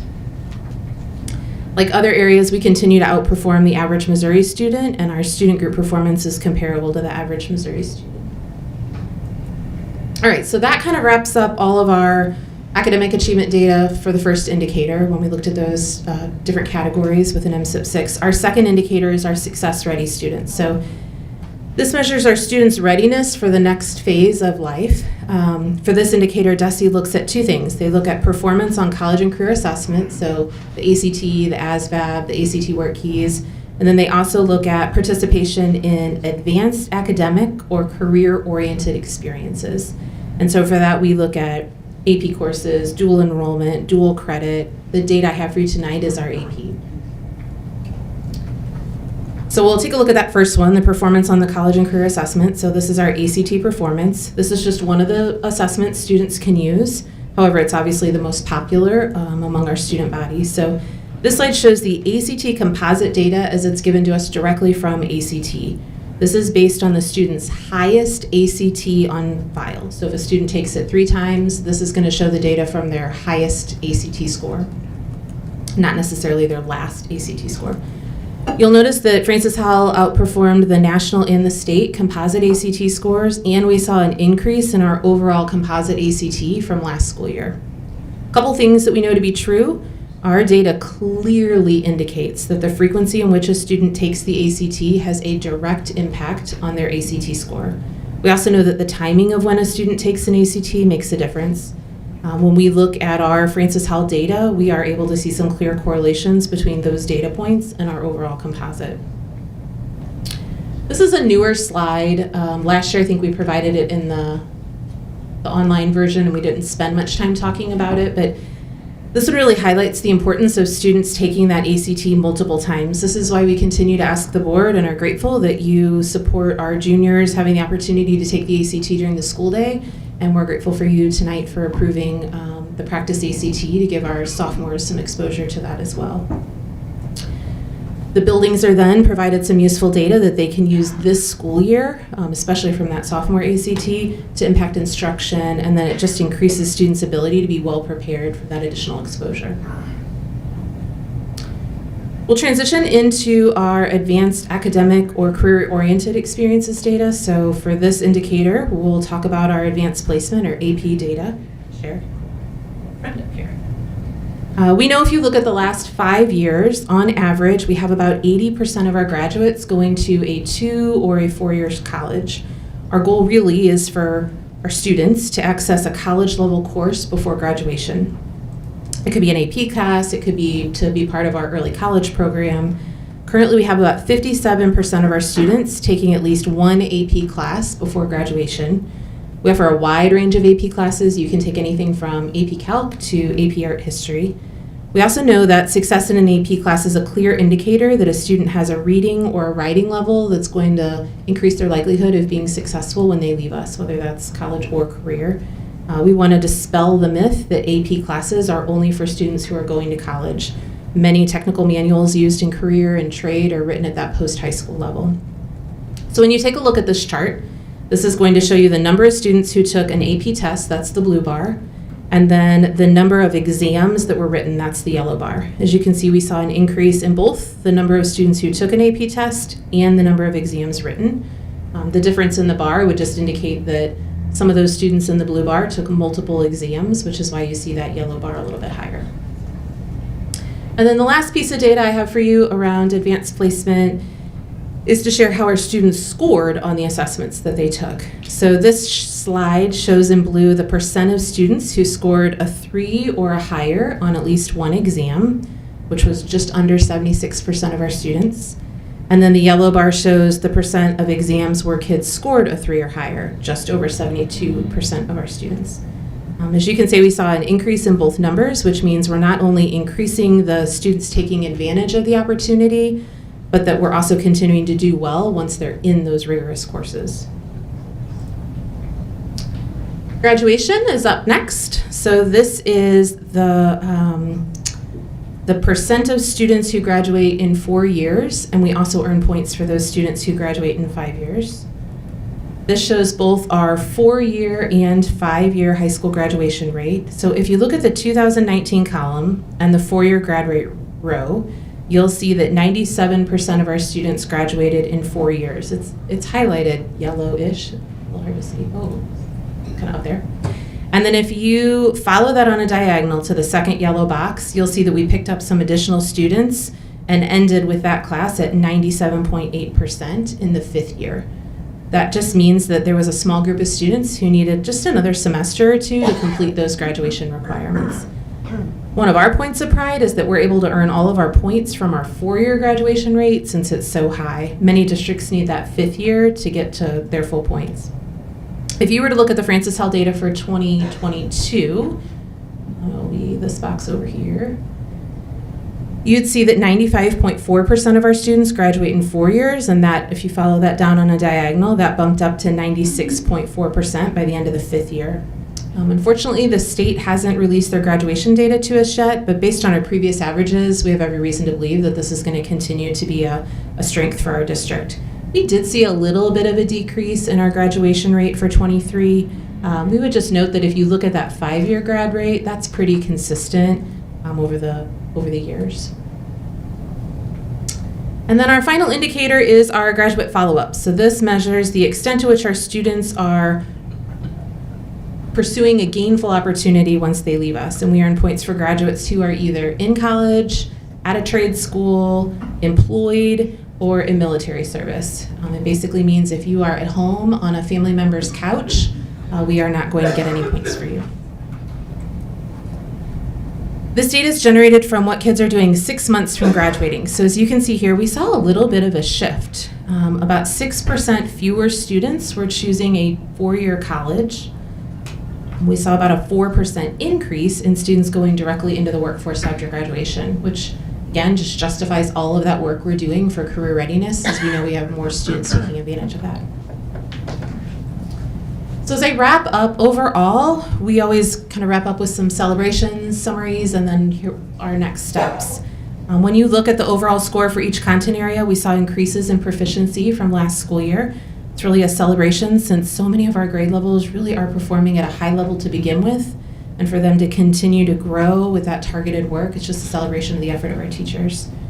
Our buildings have spent time developing internal action plans to increase the ACT composite. We were excited to see that work pay off. We saw that increase, even though the state average stayed flat. I should mention that. The most exciting point is because our students earned higher scores, which likely is going to have a positive outcome for their family financially for those scholarship and college opportunities. Not only did we get back to our pre-COVID numbers of students scoring a 3 or higher on the AP exam, but we were at an all-time high, students scoring a 3 or higher on their AP exams. And that's looking at 16 years of worth of data that we have. We were an all-time high from all of those years. AP exams at a 3 or higher have exceeded our pre-COVID numbers, so big celebration there. We've launched some new literacy interventions focused on the science of reading at the elementary level to help some of our most struggling readers. We're hopeful to see those third grade gains in achievement related to those new resources this year that you approved. Thank you for that. We continue to make strides in our work to balance the focus between college and career opportunities that students head off to. And then all of our secondary buildings have leadership teams that are engaged in some PLC work. Those are our professional learning communities, those collaborative teams that meet on a weekly basis at the secondary level on the early release Wednesdays. And then our elementary buildings, they participated in the academy last year, and they're really in the implementation year this year.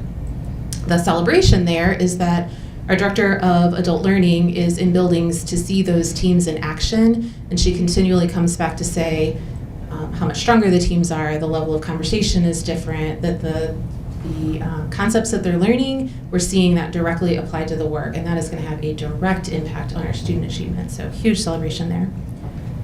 We're continuing to successfully transition to MSIP 6, refining all of our systems and our processes to ensure we're meeting those performance and continuous improvement expectations, and then just continuing to collaborate with other districts to find out where we can continue to kind of eke out some growth across our scores.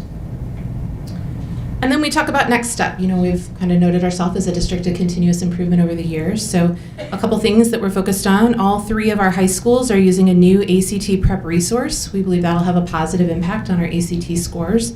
We're also planning to administer the practice ACT in the fall, and then most of our juniors will take, that would be for our sophomores, and then most of our juniors will take the actual ACT in the spring. We'll continue to work with buildings on how to use the data that they get from those assessments.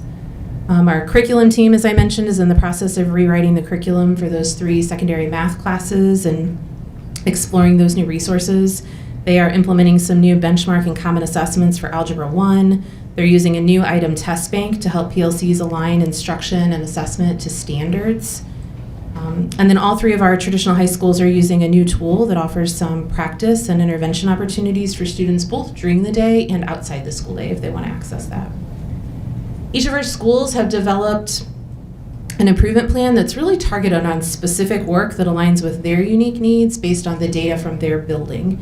And then members of the academic team meet with them to review, support, monitor those plans intentionally twice a year. And I would tell you, outside of those formal opportunities, it's an ongoing conversation.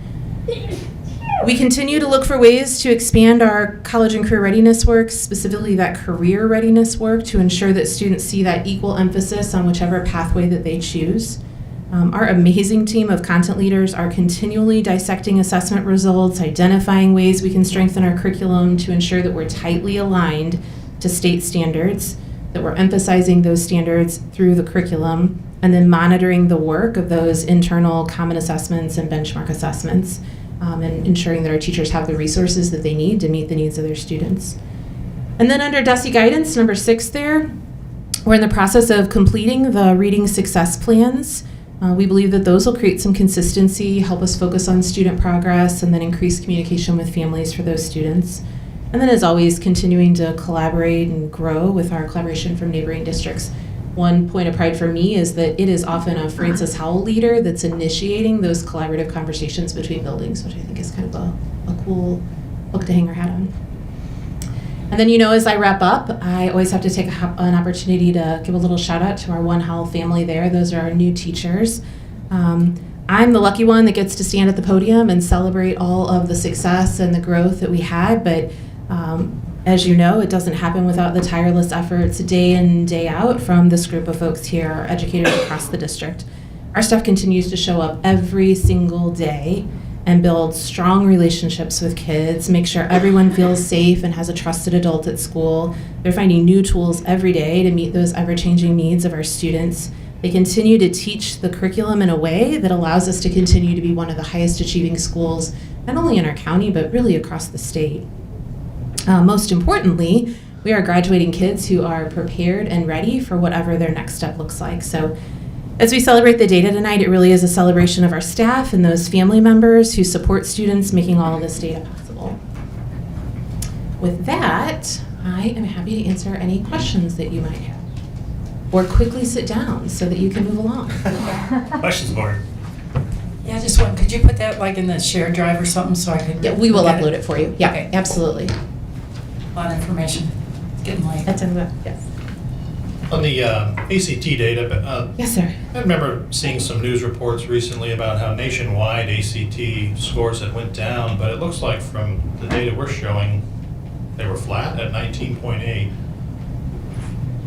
I know there's lots of different ways people report ACT data, whether it's the super last score, ACT or the composite highest score, ACT. right.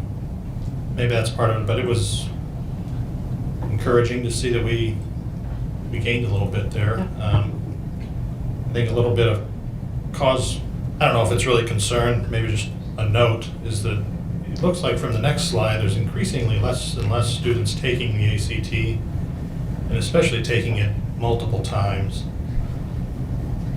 When we, Dr. Rumpus and I actually just had an opportunity to meet with students, and we talked about, AP exams and what causes you to take it or not take it, and ACT came up in a couple places. And one of the things our students share is, I don't know that they always, just because the college isn't requiring it for entrance, there are still other benefits of taking the ACT and helping a young adult to understand the benefits of that. Yeah, I think that reduced number of students taking it is a direct correlation to the test optional admission policies that a lot of colleges and universities have now adopted. Thank you. Thank you. Thank you, Dr. Buckman.